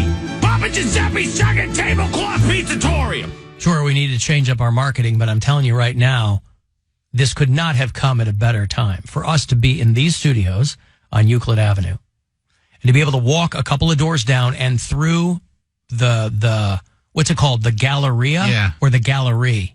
The Galleria. I think that's the Gallery. The Galleria, yeah. And emerge on Prospect on the other side, and for there to be an empty pizza shop it might be time to resurrect Papa Giuseppe's. So, especially if this person has, quote unquote, heard from multiple people that's what's going on. I'll believe it when I see it. But they should put a pizza shop in there. That'd be nice. Hey, if some guy's beanbag touches your deep dish, you get $1 off. Papa Giuseppe's Chicken Tablecloth Pizzatorium. I mean, we do have Pizza 216. Yeah, up the street. And then there's Citizen Pie over on East 4th. So there's pizza around here. Yeah, I haven't taken the time to widen my circle yet. I got to tell you, I'm still in this like trying to figure everything out mode. So I don't think I'm going to be outside. I'll do like a lap around the block midday just to kind of clear my head. But I don't think I'm going to be like taking a pre-show constitutional for a few weeks. See, I was the last one of my friends that moved downtown. Everyone told me, like, once you move down here, just hit me up. My friend works for Rocket Mortgage. She's like, oh, we can get dinner together. My old roommate works down the road at some bank or whatever. He's like, oh, you're 10-minute walk from me. He was like, just hit me up. I'm like, man, by the time I leave the studio, love what I do here, but it is a long day for me, and I am ready to go. I don't want to linger. If we have a game or something planned, that's one thing. I can have snacks and kind of, enjoy myself that way. But I don't want to linger and walk downtown. What am I going to see? So you are saying you're saying we don't know. That's the point. I don't know what I'm going to see either. But you're saying it's a time for discovery. You don't want to stick around. Like, you're not doing something stressful. You're having dinner with a friend, and you're like, no, I don't want to have dinner with you. I'll go home and sit on my bed and eat. This is what kind of friend he is. Mm-hmm. No, I'm saying if we have dinner plans, that's one thing. If we have like a date plan, like my friend who works at Rocket Mortgage, if we're going to a game, that's cool. I can plan for that. But if you just want to meet up and just like walk around and, see your new surroundings? No, it's downtown. Well, we know what the surroundings are. We've been downtown before. But it's different. But I'm saying... Yeah, on foot is different than kind of finding a place to park. I mean, I spend a lot of time around here, so I know what's... Yeah, way more than I do. Yeah. I've never been to the Shake Shack down here. Like, it's a whole different world when you have... By the way, the Shake Shack is right across the street. It's not exactly... And it's a chain. It's not like... Right. It's not a 40 days walk from wherever you are. I said it's not like it's a huge exercise thing. It's just, it's already a long day. I'm like, where are we walking to? I want to know where we're going. I don't want to just find a place and briskly walk around downtown. Right, but even if they told you where they wanted you to meet them, it sounds like you would have no interest. So it's not about the destination. I get a Lime scooter and meet you there. Lime scooter. I'm going to get a Lime. This cat would hit a curb and break his teeth within 35 seconds if you want one of those stupid scooters. Actually, go find one. No. When we have Steve Byrne in here, I'm not. Don't do much during a comedian interview, so you go find a Lime scooter and do laps back and forth in front of the window. Across the window here. Yeah. We want to see you going back and forth on a Lime scooter. Or yes. Where's the pogo stick? Oh, man. It's in my garage. Yeah. The scale too. No, last time I was on one of those Lime scooters, I hurt my knee and my arm in the intersection of a San Diego crosswalk. So no, I'm not doing it. They're not that intersection of a San Diego crosswalk sounds like a Wilco song. Well, no, it was actually the San Diego has like those little trams, and the wheel went in between the railing of that. It turned completely sideways and went into the little. Only you would be able to manage to make that happen, because normally you just like ride right over it and you're able to twist it in there. Because apparently I was already paranoid that I was going to fall, so I was going slow enough to where it caught it and it turned it, and it just hurt. And like cars stop. You gotta use a little bit of speed to get over the bump. You get so prematurely nervous that it ruins every experience you try to have. But that's the thing, I still try to have it. I don't let the nervousness stop me. And then when I do it, I'm proved right by not doing it. I'm like, see? That's his takeaway. See, I should have never done it in the first place. Right. He's trying to prove himself right. Right. He's like self-fulfilling prophecy. He's trying to prove his anxiety. Like, he's like, no, my anxiety is like a sixth sense. Like, I know that I'm gonna crash. Like, yeah, if you believe in it, you gotta believe that you're not gonna crash. I see crashed people all in the streets. Alan, did you get that information on Papa Giuseppe's from Inside Sauces? Inside Sauces. For the time being, but with that tomato apocalypse happening. Yeah, right. Oh, this is a really bad time to reopen Papa Giuseppe's. There you go. There's your answer. Yeah. So, I don't know. I just think it's funny that he's already trying to get out of plans that haven't been made because he might have to walk around a little bit. Well, there are plenty of things to see down here. A lot of things places to go. There's a lot lot of of things to go. Places to go, things to do, great people to see. restaurants. There you go, all around. There's a I can't believe you haven't made it down to the Taco Bell Cantina, Poundcake. I've been there before. I actually took a date there. Yeah. Because I don't consider that a normal. Normally, I would make fun of that, like if someone took me to a Taco Bell on a date. But the Taco Bell Cantina is the specialty one, and it was after it had just opened. So I took somebody there, and I was like, "All right." So not a Taco Bell, but if a specialty Taco Bell opens up to you, they go, "Well, that's another tier up." That's when I'm really going to flex. Is the specialty Taco Bell? Yes. That serves the same food. It just with beer. Has some beer and It stuff, had like just a frozen opened up. It was a margaritas. novelty. We had to go. I understand. And I was like, "Do you want one of those little taco hats?" So we didn't get a second date, so it was fine. Whatever. Somewhere there's a guy telling a story about a dude that took him to a Taco Bell Cantina and then asked if he wanted a taco hat. Said, "Bitch, I don't want no taco hat. I don't even want a second date."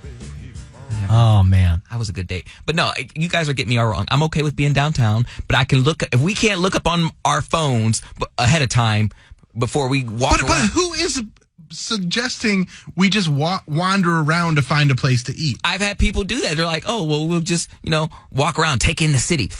You don't enjoy just going on a walkabout? All right, how'd you breathe in for that downtown what air? did you do? He's sucking through his teeth. He's not breathing through his nostrils. He's going.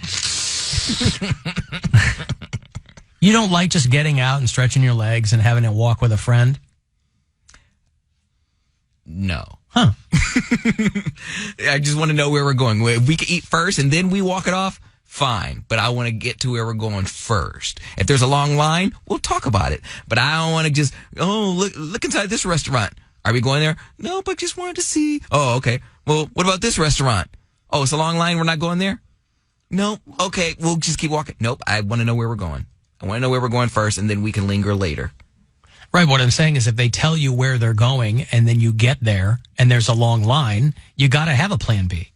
We go to the Also, park these aren't like... and sit on a bench. These are hypothetical. You can also make reservations. Like you can... I don't know. I think you're misinterpreting what your friend was suggesting. And I think if you were to make a plan, I think what you're trying to do is there's somebody that trying to make a plan with you and you don't want to hang out with them. So you just had you're like, oh, now I have a new rule. You got to have a place in mind to go and He's always dinner. moving the goalpost. Yeah. No, all my friends can hang out with me whenever they wish. They just gotta under your conditions. Well, they want to hang out with destination in mind. Where would you like to go? Oh, well, I was thinking, been there before. I went there earlier this week with another friend to try somewhere else. You haven't been anywhere. Well, listen, I hope that you, and I realize you're coming from your other job too, so you don't have a whole lot of time. And that is a long day. That's what I say. I asked you guys, did you want anything from the old cafe? Because I was like, I'll get a salad because I don't know the perfect place to get a salad. There's a place right across the street here and down, over a block where you can get very healthy, what's it called? It's called, somebody just told me about it. It's across the street and it's next to Potbelly, I think. Right. And then there's also the place, Heinen's that we were just talking about. They have a bunch of stuff. Yeah, they have the salad bar in there, Poundcake. You could go in and make yourself a salad. So I walk over there, I grab what I need, and then I walk back to my car, all the way. I don't know. Back to your It's car. a block, dude. No. I'm not saying I have no reason to not walk. That's fine. But I will just have all my groceries, so I can only get you don't have to get groceries. You just get a salad. Wait a second. You'd go back and eat your salad in your car? Why would you do that? Well, when would I do it? You get out of work. I don't want to have to explain this to you, but I'm going to. But I would go. You get out of work. You park your car in the garage. Okay. You walk over to Heinen's from the garage. Mm-hmm. It's around the corner. It's a block away. Yes. You get your salad from there, and then you walk to the studio. You walk in the door, go sit in the kitchen, eat your salad, and then work. Okay, I just. Or even in the back of this floor, by the way, right off the garage, There's they call it a business center, but it's a huge room in there with tables and couches and TV and stuff, and there's never anybody in there. You could go right in there and be eating. Yeah. Yeah, that's fine. It didn't seem like, I guess today was a special occurrence because we're not on tomorrow, but I just didn't seem like I had that much time. See, tomorrow is the day that you should leave your morning job, come down here, park, and walk around and walkabout. get the lay of the land. With no pressure to be here for the show. Yeah, okay. Alan, you are all truly blessed. Shake Shack is the very best burger you'll ever have. I haven't tried it yet, but I will tell you the very best burger you'll ever have. Sorry, it's from the Burger King. All right? There's a reason that he's royalty. Yeah. Because he's a king. That's why. Yeah, I still never had Shake Shack either or Wahlburgers. At some point I'll get them. Wahlburgers either. And it's been here for years. I haven't Shake Shack's been here for years. Again, I didn't even know it was there until we moved down here. Well, now you know. I swear I thought... I've heard good things about it. I want to try it. I just haven't... Where's the Robex? I swear I thought they took it out. It's gone. It was right across the street from us, and they removed it. They're like, we got no business. And now if they would have just... If they could have held on till August of 2022, that Robex would have been bumping. We would have kept you in business. Mm-hmm. Because that's all I wanted. I was searching for a smoothie left and right. And I think there's one on the other side, where the side where Barrio is, on Prospect. But I wasn't for sure, and I didn't have enough time to go explore. But I was like, damn.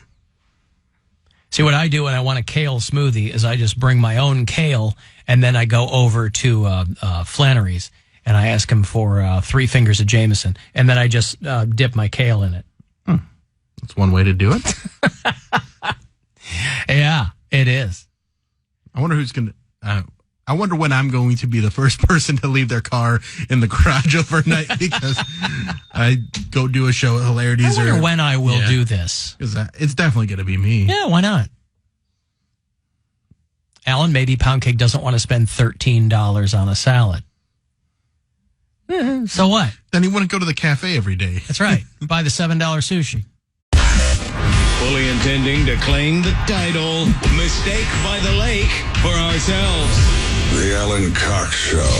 On 100.7 WMMS.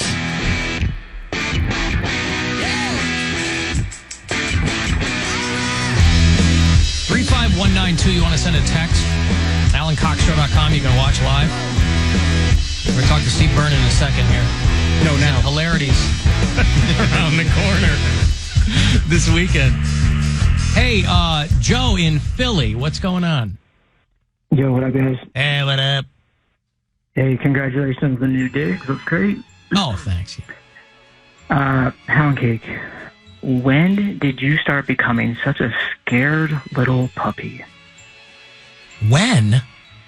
He's always like that. He's Mr. I get PTSD from trying to figure out where to eat. Are you just scared of life in general? What is he, taking calls right now? Can't defend himself? Yeah, he is. He is. Your timing's impeccable, Joe. Yeah, I can't speak for him.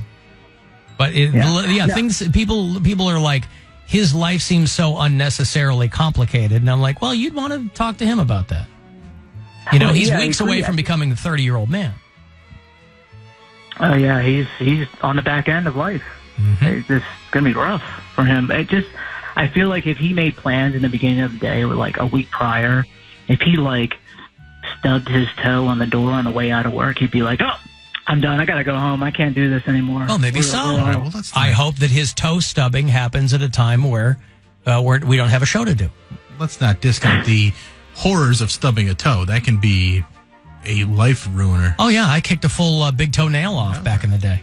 I would have done a lot more if I hadn't stubbed my toe so many times early on in my life. Who knows what we could have accomplished? You know how you could really smash your toe and peel the toenail off? Imagine if Poundcake had to deal with a hematoma underneath his toenail and had to peel that off. Well, there's no call for calling him names. All right, listen, thank you, Joe. I appreciate the input there. This is Joe in Philadelphia. Steve Byrne is here. Hi. He's right there. He's here now. It's been a long time since we've seen you. How's it going? Best hair in radio. Nice to see you. Stop. Look at that. Come on, look at Unbelievable. me. It's like Kennedy-esque. Oh, yeah, right. Unbelievable. Ask not what you can, whatever that is. That's Steve not Byrne. what pomade I can use, but what pomade Right, you can use. you can use. Look at that. Do you ever wake up and just go, thank God? Thank God. Look at this. I do, because I'm 51 now, and guys on both You're sides. 51? 51 as of this past June, yeah. You do not look 51. Squire, you look horrible. You do not. I take pride in my appearance. That's right. I'm trying. Come on, guys. It's part of, you don't want to look too good on stage. Then people be like, I can't laugh at this guy. He's perfect. Yeah. And then they meet you in Squire person looks and they awesome. go, oh, you look fine. You were lit strangely, or the I cameras. had to throw him under the bus for the joke, but I understand. I would never guess you were 51. That's crazy. 51 years old. I just put my daughter started the first grade yesterday. I have 2 kids in college. Yep. I was almost out, buddy. Almost. And then you, oopsies. Yeah, oopsies. Well, a different wife, but nevertheless. Yeah. So Steve Byrne, of course, was the headliner for the 10th annual Alan Cox Show comedy tour, right? We all remember that. All remember that. How many years ago was that? Well, it was pre-COVID. We thought That's right. we Yeah, did yeah. it every year, right? And I'm like, I need a heavy hitter for number 10. Steve Byrne, kind enough to come in and just nail it at the Masonic Auditorium. And then COVID hits. So 3 years without doing one. So Oh, wow. It's been that long. well, we didn't do one in 20. Nobody's doing anything then. That's true. Didn't do one last year. Yep. Didn't do one this year. They did have big plans for us to try and get Big one. plans. Yes, they yeah. did. They're like, Machine Gun Kelly type plans. Yeah, they're like, we'll do it at the Rocket Mortgage Field House. And we're like, one of the big bosses. Well, one of the big bosses is my old boss when I was on in Pittsburgh. Got it. And so anytime he comes into town to kind of get the lay of the land, he goes, you know, man, that comedy, it's so, you guys should really, that's awesome and blah, blah, blah. Yeah. And you should do what they do with DVE. You've done the DVE comedy thing, right? It's like they get Roy and they get Burr and they get, I go, yeah, you give those guys like $25,000 to get like, you know, do it at the Mellon Arena or whatever it's called. Sure, now. yeah. Yeah. Yeah. But no, we had a good time, you know, doing it here. So will we do it again? You know, who knows? I love doing it. But I mean, but you were the last person at the Alan Cox Show comedy tour to be on stage for that event. I'll be the first back. I think we have let's start off slowly. Let's dip our toe in the water. Alan Cox's first annual quinceanera. We do it in the basement of a Chili's, and we build off from there. Yeah. Yes. What size sombrero are you? Well, I'm not going to be there. Dalton will be there. Oh, okay. Yeah, you can get Dalton and Squire to have, and then let me know if the tepid waters are ready for me, and then I'll come in, and then we'll get some big headliners. we got to see if this baseball thing works out for Dalton. Because throwing out that first pitch tomorrow. Yeah, he was in. Really? He was in here yesterday. He was our second. He was our first in studio guest. You're our second, and he made the big announcement that he's throwing out the first pitch at the Sox Guardians game tomorrow. Have the Guardians ever had a former saxophone player, third seat from Kent Roosevelt High School, throwing out a first pitch before? I mean, that's such a specific thing that I'm going to say no. I'm going to go on a limb and say no. Yeah, well, good for him. That's exciting. That'll be a lot of fun for him. You, since we saw you, you're in Nashville now. You live relocated. in Nashville, Tennessee. Yep. Because I have a buddy who used to be on Los Angeles radio Okay. and married a former bachelorette.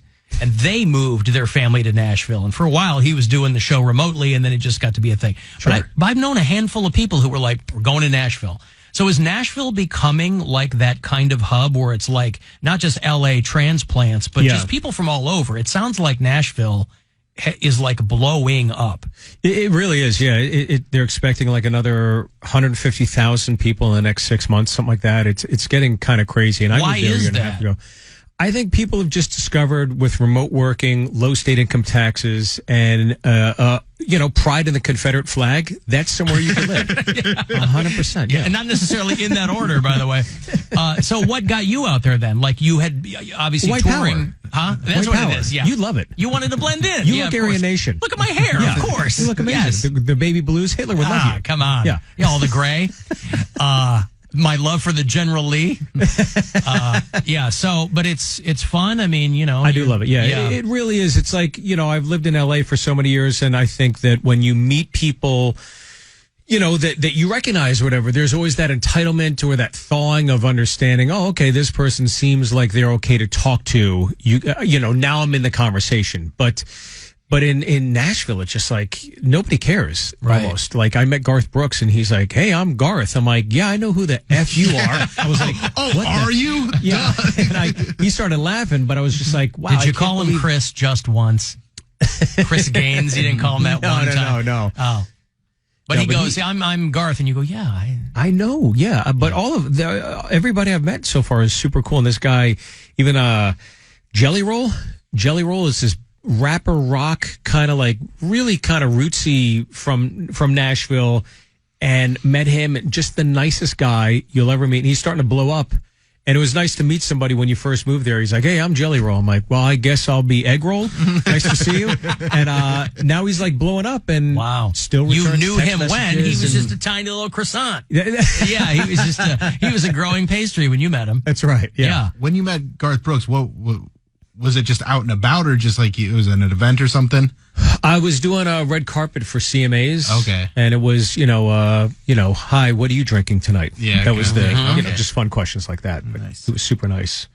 Let me read how Cleveland Scene magazine wrote you up, because it's things to do this weekend, right? And so Okay. Steve Look Burns forward to in this. town.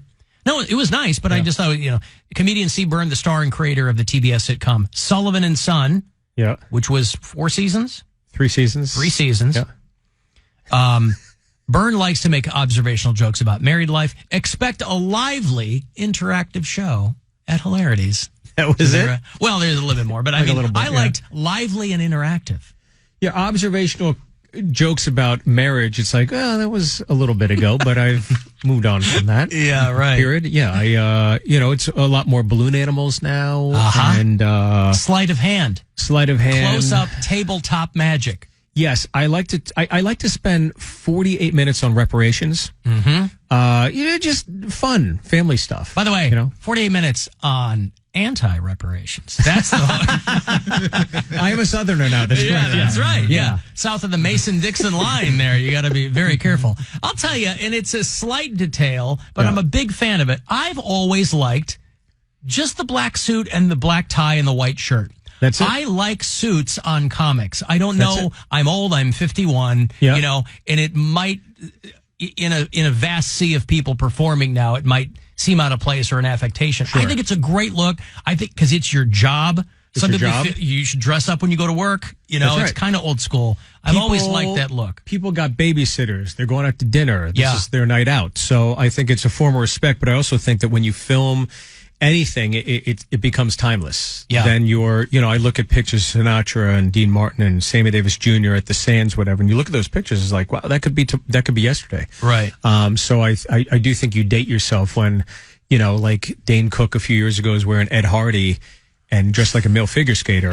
And you're like, wow, this is so like early 2000s, Ed Hardy stuff. Some people want a visual time capsule, though, too, right? right, It's yeah, like, yeah. might be better to be, for you, it might be better to be interchangeable. And look how I look now. It's the way I looked before.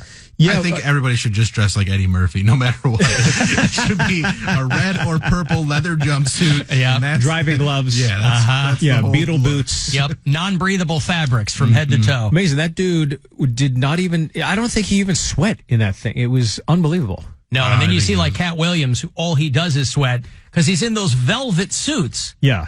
And I'm like, man, that is a commitment. Good for you. When you can't go on stage without 2 hankies, right? Forget about the mic. Forget about the sound check. You got to wear my hankies. And it looked like he wore like the suit. It was custom fit. And 2 minutes before he was come out on stage, a genie made him like 2 sizes less. It's astounding. It is great, though. Yeah.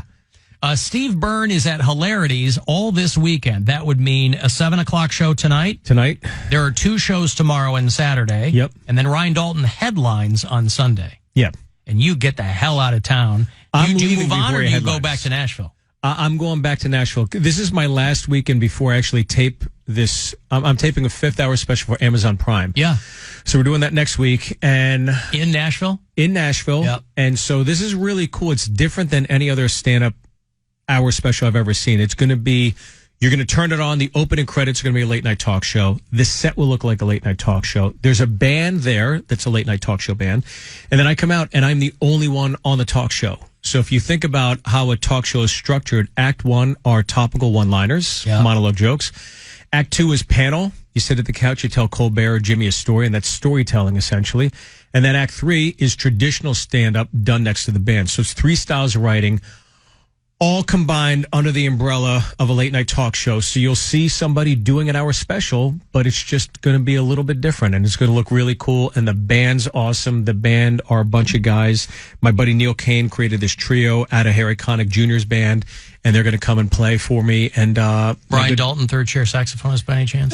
No. What about Jelly Roll? Isn't Jelly Roll making a guest appearance? Yeah. It's Steve Byrne of the Jelly Roll Orchestra tonight, live. What is the venue? I've never been to Nashville. It's one of those cities that's kind of on my list, but I just haven't made it there. What's the venue? Is it like this is a place that you really enjoy, or it's just a prominent place in town? Or the venue's actually, there's this kind of like posh suburb called Franklin. That's where a lot of the country stars live. And along this main street, they have the Franklin Theater, which is an old movie house that's been there since the 20s. Yeah. And so when we were talking about doing it in different cities, New York, LA, Chicago, etc., I had heard that there was a lot of production being done in Nashville and was told to scout a few of the theaters. So I went and checked out the Franklin Theater. And being this old movie house, I walk in and the interior is gorgeous. It's like this purple and gold slated, it almost looks like it could collapse onto each other. It's tiered, you know? So you look down and it just looks it looks like a time capsule. Like that 20s, old ornate kind of theater beautiful. Look, and when you do these late night talk shows, what people don't realize is the audience is never more than 200 people. Right. Even Kimmel, it's probably like 150. Late shows, maybe 100, if that. Maybe 110. Yeah. The old one with Craig Kilborn was like 80. It was they crazy. sound loud, but there aren't that many people. Yeah, even Conan, that might have been 200. Yeah. But as the years went on and talk shows became less relevant, they kind of truncated the space. So I walked in, I saw it, I loved it, and I was like, this is it. So we're going to do it. Joe Gatto from Impractical Jokers is going to direct it. And oh, cool. Just really excited. It's been 5 years in the making. People constantly saying no, people passing me off, you know, and then just saying, okay, if I get one more shot to do this, I better make it happen. So I guess I don't understand why, if it's the kind of resistance that you're describing, for you, I don't understand that, because like your body of work has gone beyond stand-up. I mean, you had the amazing Jonathan documentary. That might have been the last time we talked to you. You weren't in studio, but we talked to you on the phone about it. You had the film that you did. Yep. And you've got a series of specials. Yep.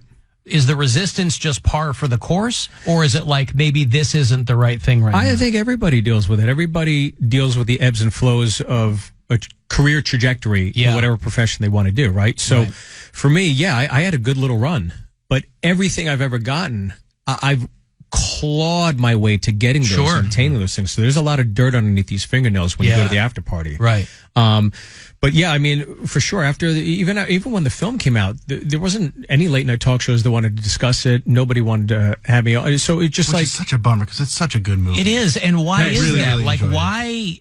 The industry is heat-seeking missiles. I'm sure it's to a degree in your business as well. When everybody loves a winner, that's it. When you're winning, it's so easy. When you're cast aside, as I was, you just got to fight and claw your way back. So I just thought this is going to be something that's such a departure from everybody else's hour special that you got to do something unique. Yeah. And so I committed to it. I stayed the course, and I was like, eventually somebody's going to see it. And there was an executive from Amazon Prime that came out and saw it. He was like, so it wasn't absolutely. Jeff Bezos. It was. Jeff Bezos like, that's on my channel. Let's do it in Tennessee. Well, because there's this notion, or, anecdotally, people will joke about how they're just handing out hour specials to people. But that's really not the case. It's just that there's so many comedians. Yeah. And a lot of them do. Once in a while, you'll get somebody that kind of gets lightning in a bottle, and they'll give them an hour on Netflix or whatever. But they're not nobody ever gets handed anything in this. Well, so to your some point, of the guys are doing it themselves and putting it on YouTube and having a lot of success that way. And that's, there's so many different ways to do it, which is kind of the cool thing about where we are right now, where, like you're saying, you have to wait for the right opportunity. And with what you have a vision for, I think this is the right opportunity. I think it's going to be very cool. And I think it's going to be, and I've seen you run this and tweak it over the years. Like you said, it's been a long process. It's so much fun. It's such a fun experience. What's it called? It's called The Last Late Night, and it's like paying homage to the antiquated entertainment form of a late night talk show. Yeah. If you go back to the 60s and 70s, the variety show was a staple on television sets across America. And then you have the late night talk shows, and there's a major boom in the 90s and early 2000s of those. And now slowly, with the advent of entertainment getting fractured and everything becoming so niche, we're seeing kind of the death of the talk show. So I wanted to do something where I was paying homage to it, but also do something creative that was different in the space of stand-up comedy. Yeah, sure. And late night talk shows have been such a launching pad for stand-up comedy. It was kind of like going back to the beginning for the end. Right. So this is kind of like kissing the ring of it. How did you develop, because I think of you more than some other people when I kind of think of how I have a real reverence, and it's got to be more than age. There are people around our ages that don't care. Sure. But I have a real reverence for like that old, not old, but like kind of a concept, watching, like buying the Johnny Carson box set and watching every single monologue on that. Yeah. And then via that learning more about him, and then watching Bob Hope on it and going, okay, Cleveland boy Bob Hope. Yeah. And then going down a Bob Hope rabbit hole and watching his one-liners, and then watching biographies on his cachet of writers and Phyllis Diller. And then Dangerfield, and watching Dangerfield, you talk about communal. That guy would come out on the Tonight Show, eviscerate, and say, you guys know my doctor, Dr. Vinny Boombatz, right? And the whole audience knew this fictitious doctor, and there was going to be this plethora of great jokes based off of his doctor giving him awful advice or telling him he's ugly. And that's how kind of like connected America was back then, right? But there's very few forms of communal entertainment these days other than the Super Bowl, sports, or, a world event news-wise. Right. So I don't know. There's a part of me that misses that hodgepodge of like collectively all of us getting on the same page and having water cooler moments the next day, because it doesn't exist anymore. That's one of the reasons I like when a thing like, when Tiger King blew up, or even Making a Murder, where it's just almost everybody watched it, so we can all kind of have those moments, and it is a throwback. It's a different vessel for it now, but it is a communal experience to have everybody go, okay, let's talk about this thing, and it's not war, it's not politics, it's just here's something that happened, and we all have our opinions on it, and we can take a hard stance on this side and that side, and it's not going to ruin any friendships because it's just silliness. Yeah, it's trivial. Yeah, is what that was. Yeah, that was a lot of fun. And COVID was. I remember everybody's like, "Man, COVID sucks." COVID. I was like, I loved it. I loved COVID. I was so happy. I was just eating like an eighth grader, watching everything I've ever wanted to watch, reading whatever I wanted to watch. It was the greatest time of my life. I knew eventually everything's going to go back, but I was like, this is great. I'm hanging out with my family. We don't have anything to wake up for. This is the best. It was like taking a gap year after college, Instead of backpacking through Europe, you're just eating Ben & Jerry's at noon. I don't have to walk all day long. It's fine. Yeah. And luckily, Mary's not here to bum us out. Yeah, man.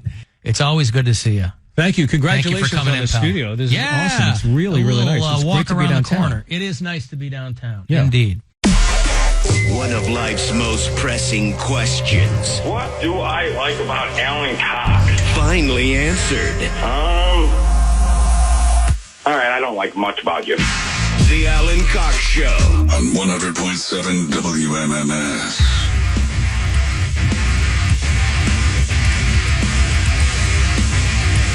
Got that shot for you to go to Vegas in a few minutes. About 9 to be precise. 5 o'clock. Next keyword to get you out to the T-Mobile Arena next month for our iHeartRadio Music Festival. It's Pat Benatar and her husband, Neil Giraldo from Cleveland, Ohio. It's the Black Keys. I guess the Black Keys are doing a Blossom thing in September, too. Oh, yeah. Black Keys are going to be out there. Mumford, who did what? He killed his sons.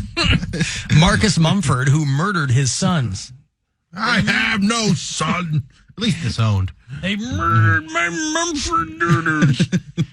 So Marcus Mumford is striking out in his own. He's strapping his own banjo across his back and trying to find his fortunes out there in the world. Guardians are off tonight. They ended up winning that last game against the Tigers, so they were able to split that series. 8-4 was the final. here at home last night. They'll stay in here tonight off, and then tomorrow, 7:10, they'll start up against the White Sox. Both teams angling for the top spot. Guardians are there now, but the White Sox, they get a couple more wins, and they could be not far behind. Not far behind. So tomorrow night, Saturday, and Sunday afternoon is going to be your White Sox Guardians. Very competitive division. Yeah. Next season, they're not going to play people within their division as many times. Huh. So they play 19 times against everyone in their division, and next year, because they're going to play every team in the league, they're going to make that happen. So there's going to be a lot more National League versus American League games, and you're not going to have as many divisional games. It seems like they just, isn't that the way it used to be, or no? It's never been that, because even when they started interleague play, they'd play one or I feel like maybe 2 or 3 series versus a National League team, and now they've upped that number, and now they're going to up it even more, and every team's going to play every team, which has never happened. You play every team in the American League or every team in the National League, but you never played every team in the league before. Right. That's going to be different. So we'll see how that, makes it changes things, because you get very used to teams, and like teams will have good records against somebody in their division. They may not be the best, but they know how to play against them because you're so familiar with them, and you're not going to be as familiar. Moving on. I just couldn't tell if I was imagining it, or it seemed like over the past few seasons they were playing teams in the division more often, but I didn't know if it was, maybe I was just imagining that. You can always leave us messages on the iHeartRadio app, by the way, if you're listening there, no matter where you are. A little talkback button. What up, Alan? Poundcake sounds like a complicated lines and just make everything difficult. Poundcake sounds just like them. He is a complicated woman. Later. You take that as any form of compliment, Cody? I'm just confused by it, because what did I say that was complicated? I said I want to know where we're going before we go. If he's referencing to what I was saying earlier about not lingering downtown, that's the exact opposite. I'm not saying, I don't know where I want to eat. I don't know what I feel like. Let's just walk around and find out. No, I'm saying let's have a plan beforehand. If it's busy and we got to wait for a couple minutes or a couple hours, then we can walk around. Let's have a plan in place. I don't know what's complicated about that. Sounds to me like he's the reason why the women are so difficult to work with. I think. Shots fired. I think what he was saying is, you go, you want to get something to eat? You go, yeah, okay. And then you figure it out. But you've put a scenario in place before even having the plan. You've created a difficulty for going out before you even have a date or a day or a person you're going to go out with. So I get where he's coming from. It's all a defense mechanism to see if a guy is strong enough to look past all that. If he's a real man and he really wants to be with me, he'll break down my barriers. And to quote the immortal Sheryl Crow, are you strong enough to be my man? That's what Poundcake's trying to do. He wasn't man enough for me. Ain't that a Tony Braxton song? Okay. Sure. Why not? We've got a lot of Bureau cheese. We were talking about the Death Drawbridge in Milwaukee yesterday. But if you haven't seen the viral video of, I don't know if it's viral. I came across it just in my Twitter feed, and it's fantastic. There's a guy named David Vassie, who is a play-by-play guy for the LA Dodgers. And if you've ever gone to a Milwaukee Brewers game, I don't know how old this is. I grew up a White Sox fan, but my brother was a diehard Milwaukee Brewers fan, just up the road from us. And they have a giant slide there at their ballpark. And so Bernie Brewer and his mother, the two mascots, often go down this slide. And they'll sell it to fans, too. You can get 5 rides down the slide for like $150 a pop. And so this guy, David Vesey, who's with the LA Dodgers, was really excited to try the slide. I guess forgetting that, the mascots are in costumes. there's a lot of padding. He goes down on like a carpet remnant. Have you seen this video? I'm not. Where the guy, let me play, I'll show it. Let me, yeah. Let's switch it again. Oh, on the live stream. I love it. Right now that we get more into figuring out how to do this, there it is. David Vesey is the guy. I'll open this up here for you. David Vesey has been talking for 3 days about going down the slide here in Milwaukee. I've never excited about doing anything, and David did do it today. Watch. All right, here we go. So he starts at the top. He's in a shirt and tie and pants. Holy crap! Holy crap! Holy crap! Watch this. Holy crap! Yeah, the guy slams into the bottom. So watch the end here, right? Okay. First, I want to report that he's okay. God, I would hate to run. Watch. Dave. He goes, hi, guys. He's got a cast on his arm. He fractured his arm. He broke 6 ribs on that. I didn't think it was going that fast, and it looked like it goes into a pad, too. Yeah, it looks like there's a lot of padding. Yeah. Well, he, yeah.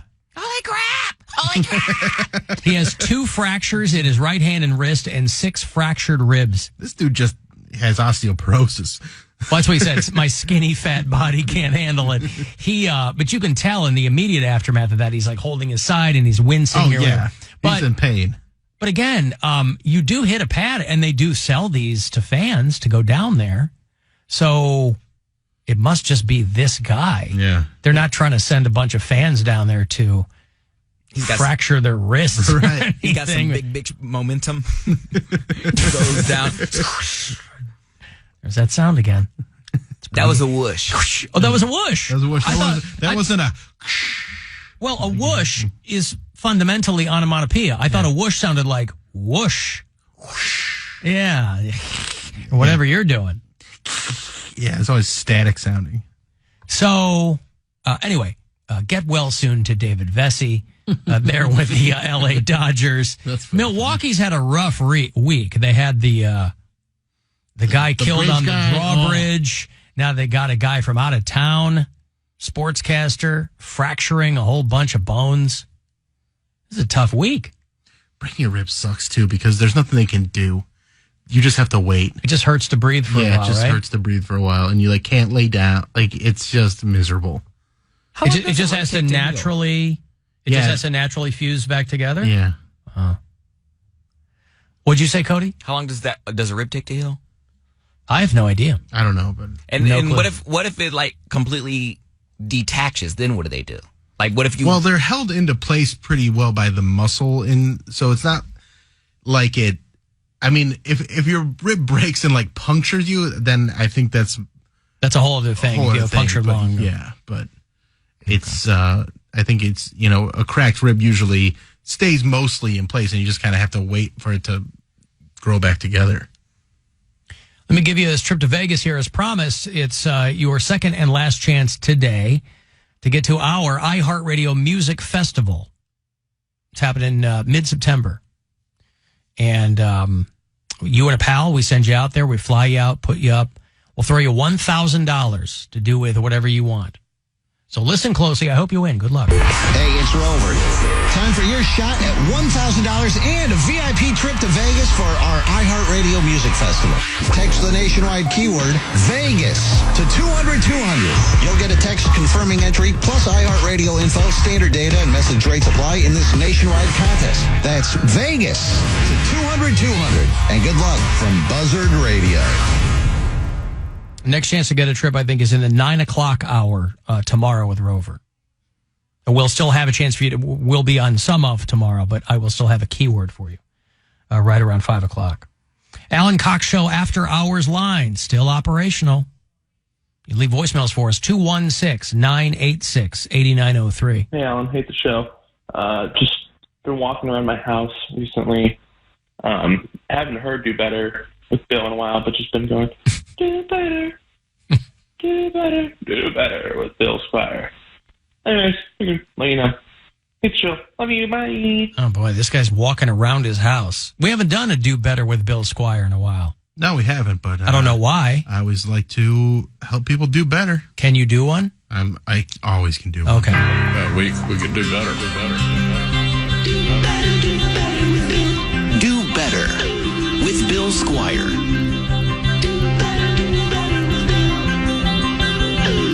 I mean, I've got a magnet on the side of my refrigerator to that effect. Do better with. So it's just. Is it you helping people live their lives in a more just helping something way? Helping people do better. Okay. That's quite literal then. Yes, it's you got to do better. So every morning, I check the news. I get a news feed, and it sends me all these articles. And one of them this morning says, asteroid headed towards Earth, approximately 2.3 times the size of a dinosaur. You're not telling me anything. You told me nothing. Right. What dinosaur? 2.3 times the size of a dinosaur? This is how this guy's writing this article. He says, there's this asteroid. They found it. NASA spotted it. And it's headed kind of close to Earth. Now, it's not even going to get as close as the moon, but apparently, when you look at it from a cosmic perspective, this is close to Earth. But then you tell me the size of it, you say, it's 2.3 times the size of a dinosaur. What dinosaur? I got to read all the way through this article to get to the dinosaur he's comparing it to, Brachiosaurus. So you go, is that a big one? Is that like that's a big one. That's one of the big long neck dudes that, Because if it was a velociraptor, that wouldn't be such a big deal. That's not such a big deal. Right.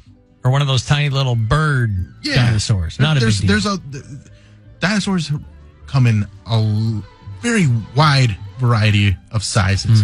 So then you go, it's not even the size of that dinosaur. It's 2.3 times the size of that, which is 0.3. 0.3. So now I got to do this math and go, okay, so this is about 22 feet long or 22 meters long. You got to multiply that, and then boom, you get 50 meters.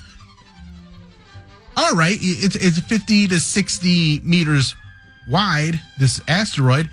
Why not just say it's about as wide as a football field or a soccer field? And then I have a great visual and I know what I'm dealing with. Instead, I have to try and imagine 2.3 Brachiosauruses hanging out together to try and figure out how big this asteroid is. Talk about conversion, leagues and fathoms. So if you are reporting on asteroids headed somewhat close to Earth, you got to figure out what measurement to use. And I'm fine. Just tell me in meters. I can do that conversion. I can figure out meters. Just tell me how many meters wide they think it is. Because that's another part. They don't even know how big this thing is. They go, we think it's about this big. But we can't tell because it's in space and it's really far away. So we have no idea how big it actually is. But we think, based on our scientific guesses, it's about this big.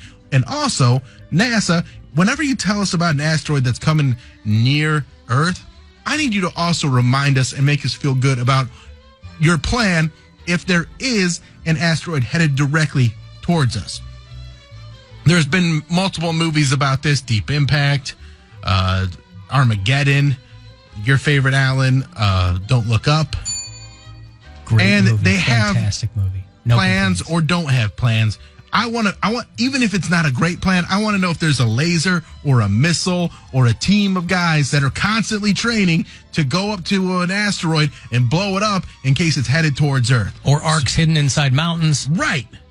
So tell me about something that's say, okay, hey, there's an asteroid that might come towards Earth, but you ain't got to worry about it because at NASA, we're working on blowing these things up all the time. I want to see lasers and missiles blowing things up and going like, this is something we work on at NASA to make sure that if there's an asteroid headed towards us, you don't got to even blink an eye. We're going to take care of it. You won't lose a night's sleep.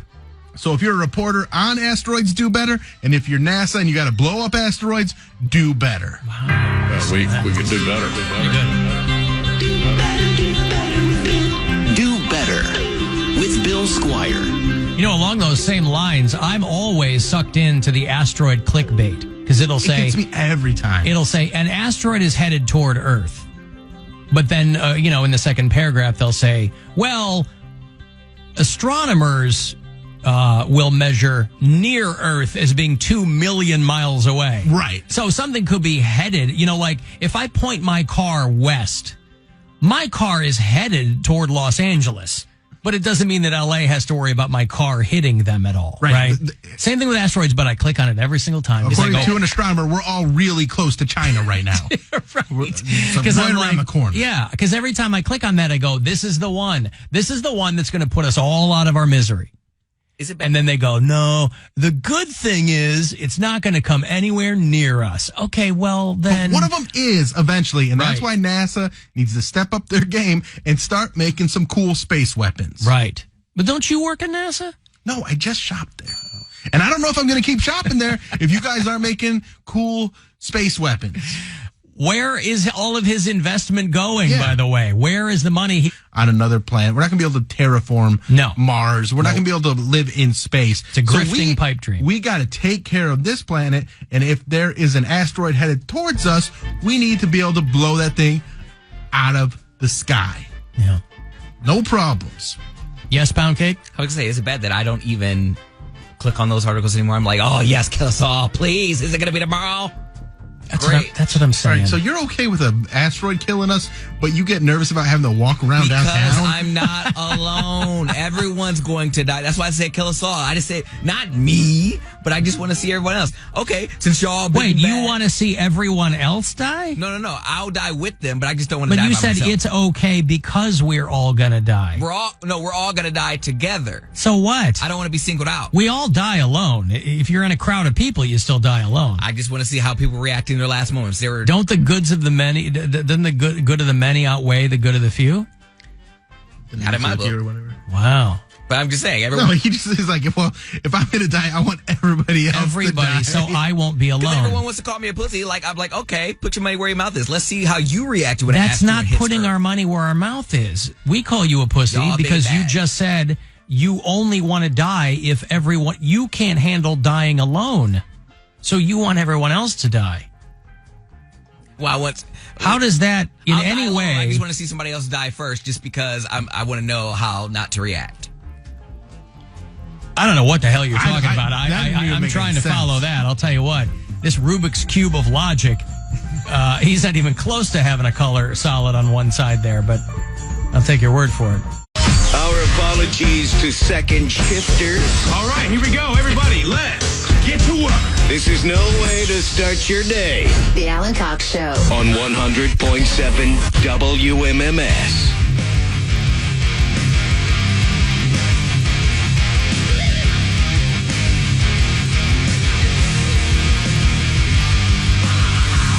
Next week on the show, because I'll be out tomorrow, next week, a whole lot of shows coming through. Mushroom Head Halloween is back. That's going to be Saturday, October 29th at the Agora. So if you're a Mushroom Head fan, the Mushroom Head Halloween is happening. Kind of a local tradition. Hate Breed is coming through with a bunch of bands at the Agora. Smashing Pumpkins at the Romo Fijo. I'm going to have to go to that one. That's the same night as Mushroom Head Halloween, actually. October 29th. Yeah, Smashing Pumpkins and Jane's Addiction at the Romo Fijo on October 29th. And if you like I Prevail from Detroit, a bunch of bands coming with them for a show in November at the Agora. So whatever you're into, a lot of good shows coming through. You're going to want it. You're going to have it a little bit harder next week. If you like your music on the harder side of rock and roll. That's what I like. Hopefully that's what you like. And then Smashing Pumpkins. That's fine too. But I'll have those for you next week. Guardians are off tonight. They split that series against Detroit. They won the last game in the series last night. That was 8-4. So they'll start up tomorrow night at Progressive Field against the White Sox. 7:10 is the start here on MMS. Our friend Ryan Dalton throwing out the first pitch. So if you are there in time for that, just, be there to support. He's doing hilarities all weekend, and he's the pride of Kent, Ohio. He's throwing out the first pitch. If you listen to us on iHeartRadio, tell me where you do that. Kylie listens in Hattiesburg, Mississippi. Doug is a new listener in Dundalk, Maryland. Troy listens in Bottineau, North Dakota. Rob is in New Orleans. Joan is in Austin, Texas. And Evan is our bureau chief in Des Moines, Iowa. You can always leave us messages on the iHeartRadio app as well, whether you're listening near or far. We're happy to take those talkback messages. Hey, gang. It's Mike from Wadsworth. I called in yesterday to talk about Mary's boyfriend's parking situation and mentioned that I'd be at the Rise Against concert. And by pure chance, Mary's group sat directly behind me, 3 rows back, but there was nobody in between us, so I was directly in front of you, the only person in the whole stadium that wore a white T-shirt, and I was too afraid to come and say hi to you. So my question is, what is everybody on the show's opinions about fans approaching them in public? Yeah, Mary is out today, but I didn't get any feedback on the Rise Against show. Oh, she did text us. She said Tim McElrath talks a lot in between songs. Yeah. So you have to enjoy that if you go to a Rise Against show, and if you've seen them before, you know that's kind of part of what's going on there. Poundcake loves when people come up to him. Makes me feel like a celebrity. Well, here's where I stand on it. If you want to say hi to me, and as long as I'm not like.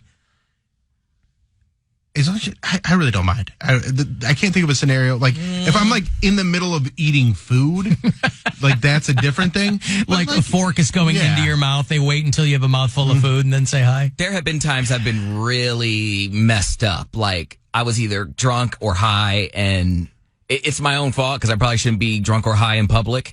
And then listeners come up and take pictures of me. And I'm like, oh my gosh, they're going to look back at that and say he was totally stoned. But other than that, I don't care about that. Yeah, I mean, other than that, I'm trying to think. As long as I'm not like shooting heroin or something, which I don't do in public, I think I'll be fine. And only on Mondays. Mm-hmm. He's a functioning addict. No, the thing is, I always get recognized at the worst times. Like when I go out to a public place and I'm like, I have my contacts in, I got a fresh cut, I got my nicest outfit in, my brightest shoes on.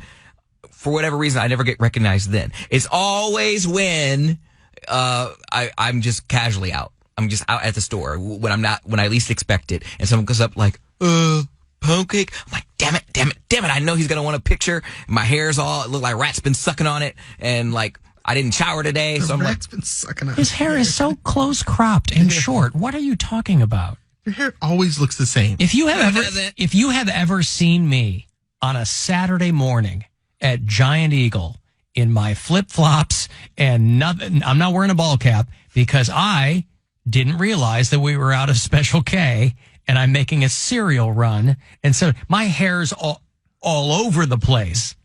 That wouldn't bother me. It's just your hair looks like a rat's been sucking on it.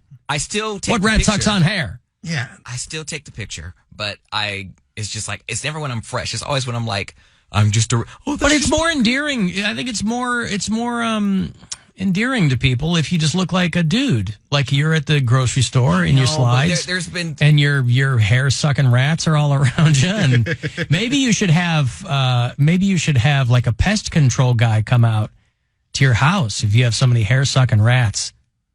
Perhaps you have an infestation. I've only heard it from you. Yeah, I got it. I didn't create it. Where'd you get it from? Because I've never heard that. My mom used to say it all the time. I'm sure it's some old Southern thing. I'm surprised I never heard my dad say it. But no, I know you didn't make it up, but I've only heard it from you. What else did what other saying did I not make up that you didn't believe was a real saying? I don't know. Oh God, I can't remember it now. But I mean, I don't even mind if people are out in front of my house, Bill. You know this. Hate the show! Hey, what's up? Yeah, that's me. That's right. All right, speed off. And we're getting a lot of people walking by. We should try those you poop again. Those are pigeons. Oh, yeah, I see. And get some pound cake lines out there? Yeah. Okay. Let's try to time it up so that they're walking by and then he goes, let me watch you poop. Mm-hmm. Because we're on the speakers out there on Euclid. They can't be that loud. They're not hearing it over everything else. Except it'd be difficult for me to time because so here's a couple of people. Mm-hmm. Let's get, how far down do you think? 1, 2, 3, 4. Let me watch you poop. Any faces? I don't know. I can't see down. Like I have there's no periphery in here. I can only see straight out. And the front doors are 2 or 3 long windows away from our studio. We're at the we're at the ass end of our Okay, so that's where the property speaker here. is at the doors? I think they're flanking the doors, yes. All right. I mean, see if I can see. Yeah. Oh, there's one right outside our window. Okay. Oh, okay. So when somebody's just out of frame, I can hit that and they'll hear it. Okay, that's good to know. That's good to know. And also, because Mary's not here, I could turn her camera. Are we allowed to do that? Have people that are on the street on the camera? I don't know about that. A lot of people have asked, hey, turn a camera out there. Legally, I don't know. Yeah. Yeah. Because they're in public, but we aren't. That's right. We're in here. Mm-hmm. I mean, technically, it would be like the people that are on camera. It's probably fine. Yeah. It's probably fine. I mean, but I don't know that we're going to see that much. I mean, it's just you're going to get a fleeting glance at somebody who's walking by. Yeah. But as soon as somebody walks by, I can play. I mean, I got a lot of pound cake. I think Let Me Watch You Poop is that the one? I think that's the showstopper. I think that'll get a good reaction by somebody. All right. Well, the next time somebody walks by, we'll see how we're. What was I even I'm going to turn saying that with camera that? too, because why not, right? Yeah, okay. If we're not supposed to, we'll be told we're not supposed to. Because it's mostly people across Euclid. But we get a handful of people walking through. There's no game tonight. So on game nights, you really start to see a lot of people about the last hour of the show. 90 minutes of the show. So many cute guys in their little Guardians gear. Ugh. I told you, this is going to be, I love a downtown's going to be great for you. Yeah, I downloaded Grindr again in the break. So In the break, you downloaded Grindr. Yeah. After that little pep talk we gave you, that little poop talk. It was funny. You were like, I think I will, but I think I do need that on my phone after all. It was funny because I went to the App Store and it had the little cloud next to it where it was like, bitch, we didn't delete fully. Like, we knew you were coming back. All you got to do is hit the button and it comes back. Yeah, they're not going to, they didn't wipe everything. Probably has all your settings still in there too. Of course. All your preferences. My profile picture, my age. Yes, I was like, ooh. it's all in the cloud. You put your password in, they know who you are. I get to enjoy that 2-9 for another 17 days. I don't even know if it's that long. It's probably like, wait, what's today? The 18th? 18th. My birthday's on the 8th. So what is that? All right, we got It's not far off. We got an outside camera. Oh, we now. do. Oh, there we go. Wait, let me see. Flip it. See something. Yeah. Well, no one wants to touch my vagina. That'd be a good one. That would be a good one too. Well, no one wants to touch my vagina. Yeah, if you want to get rid of it, then this is a good way to where you don't have to worry about it anymore. Because if we get in trouble, then they'll be like, fine, we'll turn it off during your show. Wait till I see two people talking to each other outside our windows. Yeah. Man, shut your ass up.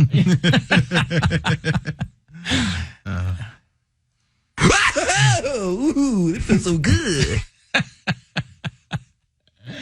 And I know this isn't the best radio, but we're trying to enjoy the new studios. Yeah, it's fine. Yeah. We're playing with a handful of things, playing with some things, and that'll be okay. Yeah, because I don't want to wear. I mean, this one. Hey, I molest children. That's like a whole other thing. Yeah, that one's a little strong. That one could be the one that gets people going, hey, I don't know about that. Oh, there's the guy. Oh boy, I bet I got him with the. Yeah, well, hold you on. might have. Yeah, hold on. Let me watch you poop. It's like a haunted house. Yeah. You know, when there's at Halloween, you go through the haunted houses and there's like noises that run by sensor. People that aren't fully aware of what's going on in here are going to think they've tripped some kind of sensor out there. Now, I haven't seen. Hold on, there's a couple of people walking by. Let me watch you poop. I'm trying to see if like their head turned at all or if they, like an a animal reacting to, I don't know, whatever. Oh, here comes some people. Oh. Let me watch you poop. Oh, that guy did hear that. Yeah. All right, we got one. That's pretty fun. That's pretty fun. That was worth it. That was good. That's like a once a day thing. Dude in wraparound shades. Yeah. That's pretty good. We can use this to our advantage. Take that, Today Show. Yeah. Go to AlanCoxShow.com if you want to see the live stream to see how that guy reacted. There you go. That's pretty funny. That's up there. I mean, I can mix it up a little bit. Would you like to sniff my testicles?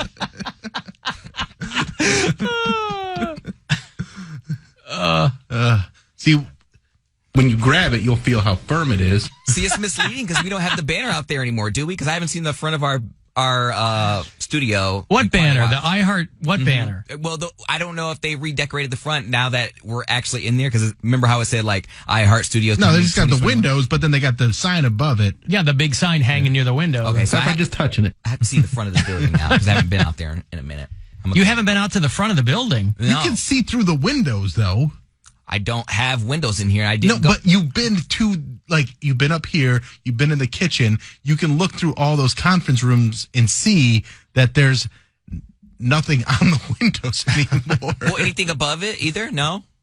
I mean, right outside our window is the 668 sign, letting people know because this is a residential building too. I'm saying, we can't even get the little heart, the little red heart with the little lines on it. That's what's outside our door. Yeah, but it's... Would you like to sniff my testicles?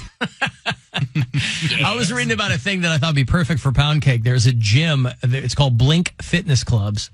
I don't know if there are any locally. You should find out. Because they're offering hypnosis for people who don't want to work out. They hypnotize you to get you to work out.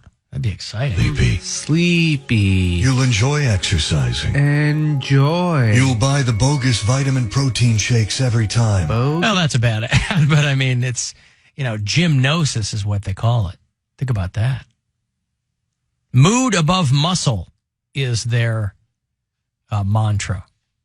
And so they're introducing something called gymnosis. Complimentary. Oop, hold on. Would you like to sniff my testicles? We're going to have to set up some kind of sensor that will just automatically play things. I mean, we've got a huge area out here of engineers. On top of everything else they have to do, somebody should be able to figure that out. Hey guys, we know you're trying to build up all these different studios and get WTAM on there and everything We like know that. what's right. But we want to see people go, what the hell? Yes, people walking by going, what happened? They should stop talking and play more music. All right, your wish is my command.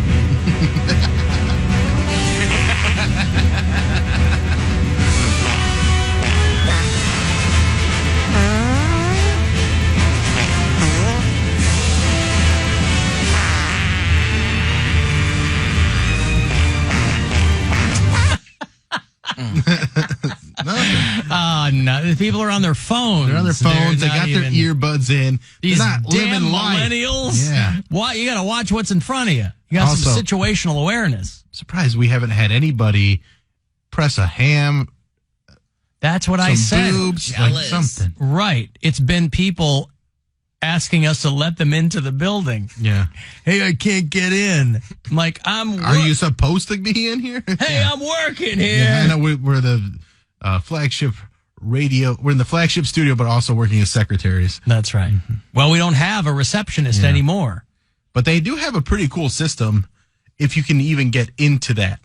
The thing is, you have to be able to get into this building to be able to go into that vestibule to contact somebody if you're a guest. Right. So it's like, I don't know. Yeah, that's a little... Well, what's going to happen is I think they're... Like when we have guests and stuff, we're going to give them codes to get in. Right. That's my understanding. But they can't even get to the place where they put the code in because they have to get through...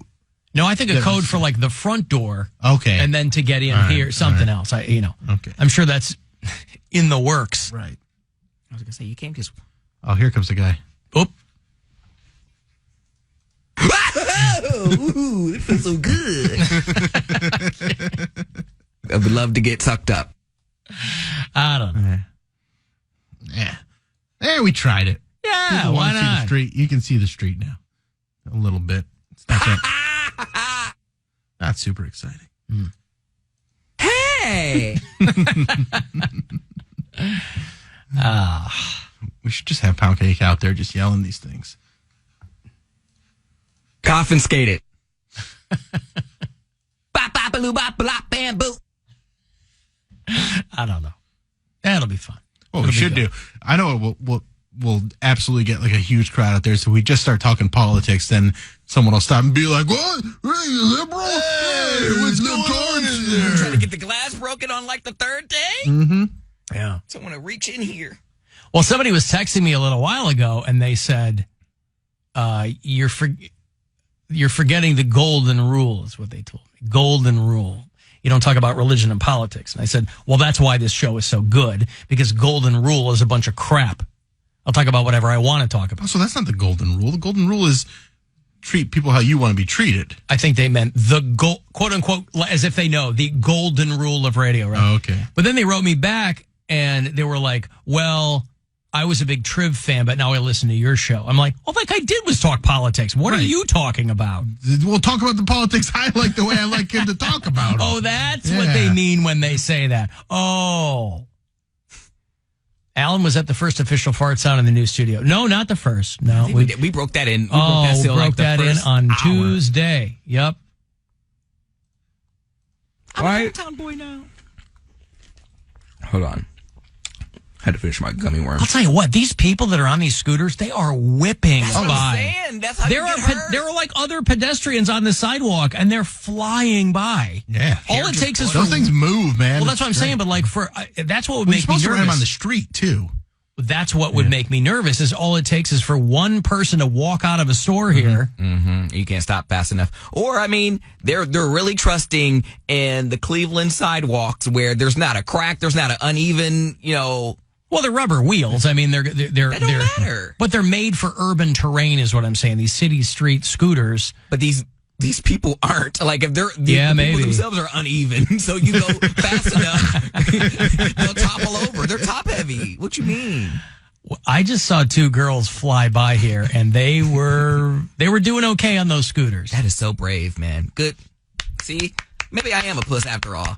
Oh yeah, that's confirmed. You just get in. It's not even that you're a puss. It's just that you just get in your own head before anything happens. You create scenarios where everything's going to go wrong, and then you think that's what's going to happen, whether like you like it or not. And I speak from experience because I had to teach myself to not be that guy. I was mostly that guy for most of my life. Well, here's how this is going to go wrong. Mm-hmm. But it's like a poison. Yep. You aren't having fun. You come up with every reason to not do stuff. And listen, I'm Captain Fun. I can't think like that. It's detrimental to your moniker. It really is. I don't want to get downgraded to private fun. Well, that's why I want to keep my rank. Going out of my comfort zone. I'm driving, to Columbus this weekend. Let's see my run that I haven't seen in 7 years. Your comfort zone is driving to Columbus because he's taking out of it. That's out of your comfort zone is driving to Columbus. Yeah, I don't really, wild man. I usually have a friend to ride with me. I don't really like. Oh, you're driving solo, you mean? Yeah. All right. So out of your comfort zone. Well, the beauty of going outside one's comfort zone is that those have to be concentric circles. You have to then do something even more outside your comfort zone. And pretty soon, everything's in your comfort zone. You're unstoppable. Standing right there. Hold on. I don't even have one queued up here. There you go. All right. At least we're having. Last week, I saw a film. As I recall, it was a horror film. Walked outside into the rain. Checked my phone and saw you rang, and I moved in my past. Speeding down the street when the red lights flash. Need to get away, need to make a dash. Oh, say what? I said they started this fire, so they put the speakers out on the street, so this is what they get. Can you play Hot Nuts? Maybe that'll draw people in. The Chick Willis Hot Nuts? I mean, I'm kind of partial to Chick Willis now. Hot Nuts. Anybody here want to buy my nuts? We'll start dancing on the street. Yeah. I've got nuts for sale. They're going to think it's the House of Blues around the corner. Hey, there's a great jazz band in there. Hot nuts. Get them from a stoop down man. I've got nuts that's steaming butter. If you try one of them, you'll never try another. Selling nuts. I think that girl was kind of dancing along as she walked by. Hot nuts. Selling nuts. Call the Alan Cox Show. Is that what you want to do? Think about it, Alan. Once divorced and a broken man. 216-578-1007 or 1-800-348-1007.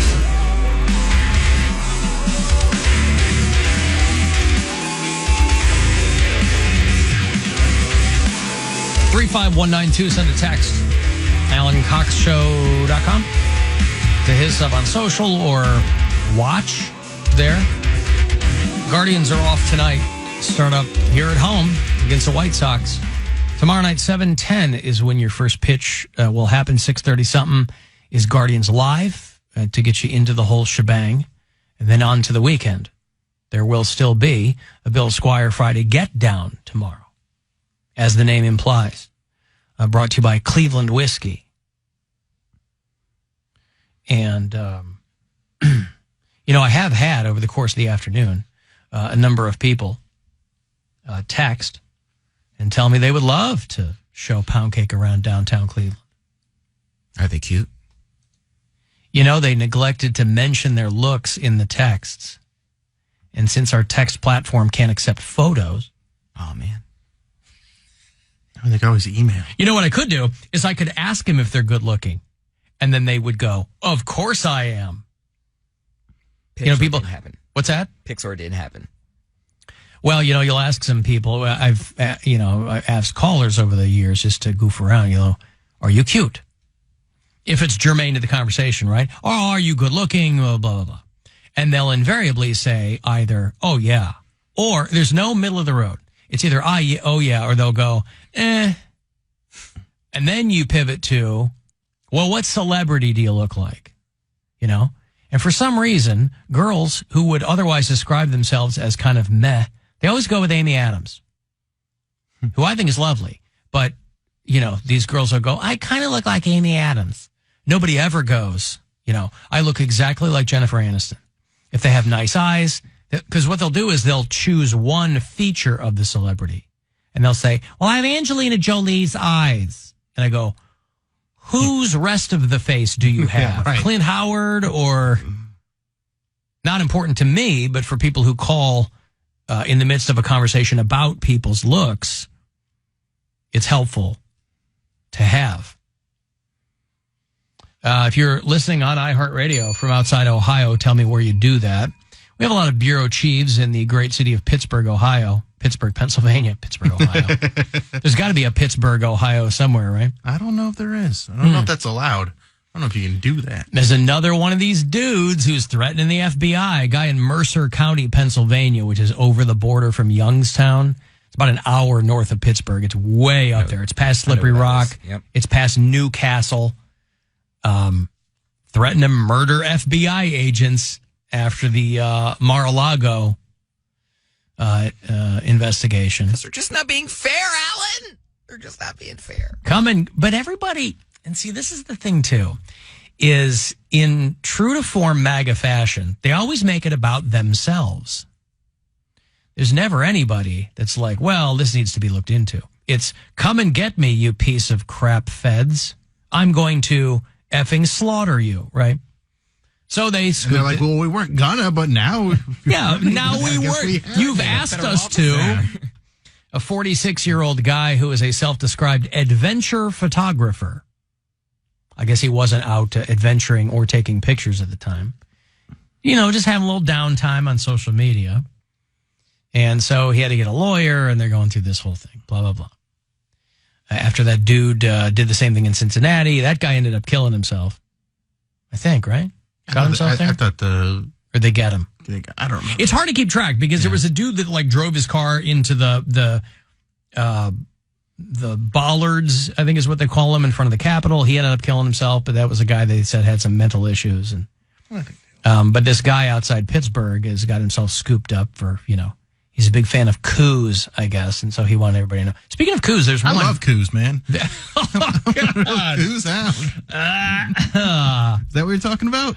That's not what I'm talking okay. about. Not in the club magazine sense. Oh, That's gotcha. not what I'm talking about. No. I'm talking about the things that hold your drink and keep the little foam things that hold your can of beer. Koozies. Koozies. Yeah. Oh. No, this guy clearly was a big fan of coups. Of a coup. There is a coup that has happened right here in the state of Ohio. And I don't know if it's getting a lot of attention. But it's very interesting to me. They have ousted the Ohio Bratwurst Festival queen. Oh, no. What? Wait. Okay. All right. Where is There's a the girl- Ohio Bratwurst Festival Queen crowned? There's a girl by the name of Abigail Brockwell, who is the queen of the Bratwurst Festival. And I've watched that video before, by the way. Queen of the Bratwurst Festival. This is a different one. Oh, okay. Yeah. You still have coos on the brain. Mm-hmm. This is a girl who had her crown, much like, remember back in the day when it was a big scandal, when Vanessa Williams, actress and singer, she was Miss America and she's the first one in memory I can recall who had to give up her crown because she had taken naked pictures. Remember what a quaint time the 80s were? Right. Where if they found you with a pot cigarette, a jazz cigarette, or pot, you had to relinquish your crown. Naked photos in Penthouse. Oh, the scandal. She had to give up her crown as Miss America. Nothing like that here at the Bratwurst Festival. There's no naked photos or anything. But essentially, a coup there. Was she seen eating a kielbasa? Not that, no. Not the right sausage. But this had to go through the proper channels. There had to be a special meeting held by the Bratwurst Festival Board, for one thing. And she had to eventually give up her crown because she had visited some friends at another Bratwurst Festival. So this kind of clued me into the inner workings of these things. I didn't know. So was there a non-compete? She can't even go to another one? She can't even because she represents this particular Bratwurst Festival. She attended the Baltimore Festival in Baltimore, Ohio. Not even Baltimore, Maryland. Yeah, you know, they're Maryland. Not really Bratwurst fans out in Maryland. They're more crab fans. Yeah, soft shell crab and stuff like that. You know, Maryland, where Doug in Dundalk listens on the app. Anyway, Abigail Brockwell, I don't even know how old she is. She's probably older than she looks. She looks like she's about 13 years old, but I don't know how old she is. But she just had to relinquish her crown because she attended another festival. She wanted to go to a goodbye luncheon for outgoing royalty. That included someone that she had become good friends with. So she bought her own ticket. She wasn't dressed in her Bratwurst Festival regalia. There were no outward signs that she was the Bratwurst Festival queen. She wore her own dress. She didn't have access to her crown or her sash. She signed in under her own name. She didn't go, hey, get out of the way. I'm the Bratwurst Festival queen. She wasn't name dropping or anything. She was going to another festival as a civilian. This festival apparently had a Bratwurst princess. This is very hard to follow. But I was fascinated by it, by the internecine workings of the Bratwurst Festival circuit. She also made a statement. She had to make a statement. Yeah. She thought when the Bratwurst board called her in for a special meeting, she thought she was attending a meeting to discuss the opening ceremonies. Instead, she was stripped of her crown by 7 board members. She was ordered to turn in the gifts that she got from sponsors or face criminal charges, is what they said. You will get facing criminal charges if you don't turn these in. They take this Bratwurst Queen thing real serious. Wow. A little too serious. Big Wiener is all over this. This got Big Sausage's fingerprints all over it. They say she violated her contract. Who knew you had a contract? You can't show up at any other. So she had to put out a statement thanking people for supporting her, that she traveled to all kinds of festivals in Ohio, went to all kinds of community events, met a lot of great people. No one should ever have to go through this, she said. So they removed her title, but she's grateful for all the memories she's made. Well, I think she was the brat best, not the bratwurst. Bill Squire is going to be performing when? This weekend? September 2nd and 3rd at the Funny Stop in Cuyahoga Falls. Get your tickets now. Big comedy special recording. Get those tickets. You can call 330-923-4700 or go to billsquire.com. Let's sell this out. I need you guys to help me sell this out to make this special truly that special. I was going to say, you want to legitimately call it a special. Yeah. That's in 2 weeks. Yeah. So we're getting close now. Getting close. So now this is where I need you guys to step up and get those tickets and come out. Because, again, I've said this before. I'm very proud of this material. It's very funny. It's dark. It's clever. It's original. So please get those tickets and come check out this show. It's going to be so much fun. Yeah. Alan, the Prime Minister of Finland, is in a similar trouble, and she is Fuxi, not in the Scottish way. Fuxi. She's Fuxi. Yeah, this woman who I don't know if she's the youngest person ever elected to be Prime Minister of Finland, but she's got to be one of them. She's 36. Her name's Sanna Marin. She's really cute. And there's video of her at a party. She's dancing. She's singing. She's hanging out with her friends. You know what's crazy? And people are saying she took drugs. Oh, there's always a new person that holds the world record for the world's youngest person. Yes. There's always a world's youngest person. Constantly changing hands. It really is. She and her friends, including Finnish celebrities, who knew there were Finnish celebrities.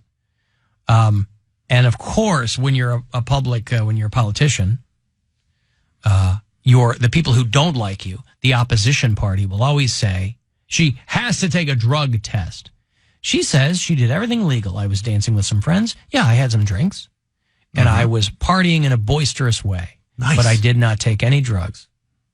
Also, maybe I want to vote for somebody that's doing a little bit of drugs. Listen, I want them to be addicted to drugs, but I want to know they know how to have a good time. If somebody's on mushrooms or a psychedelic, I know that's not something they're doing all the time. And they're who just having a good cares? time.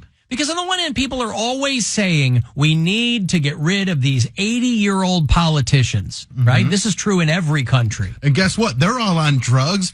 It's pharmaceuticals, but they're on them. Yeah. They got blood pressure, Viagra, medication, stuff like that. Yeah. Paxil, whatever they're on.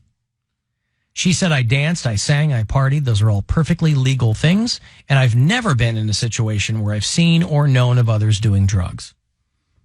So get off my ass. However you say that in Finnish. Remove yourself from my bottom. I don't know. Yeah, she's cute, though. Looks a lot younger than 36. What's her name?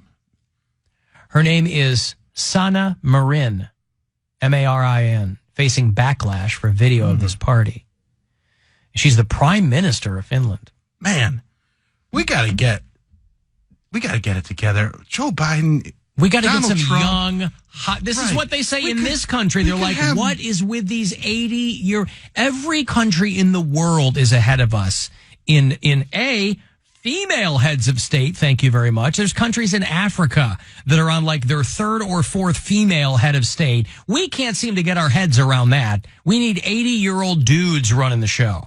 Sanna Marin is a babe. Why do you think these countries, I mean, obviously it's for other reasons like universal health care and people not being worked to death, things like that. These are always the countries that are at the very top when they measure happiness in countries. At the very top, it's always Finland, Norway, Sweden, you know? People are like, yeah, but they pay all their money in taxes. Yes. And they get great returns on it. Great return. We pay a ton of money and we get no return. No, it's all just going into the war machine.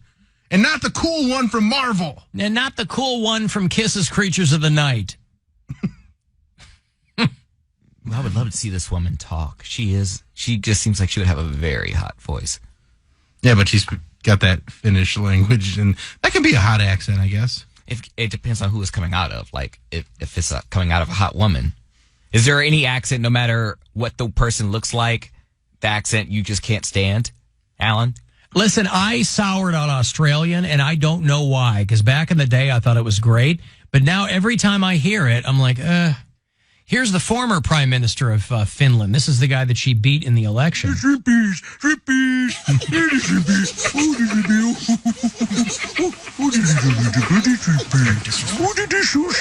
Yeah. He let her up. He really did not did. hold back. Man, do not translate that in front of your kids, or it's gonna.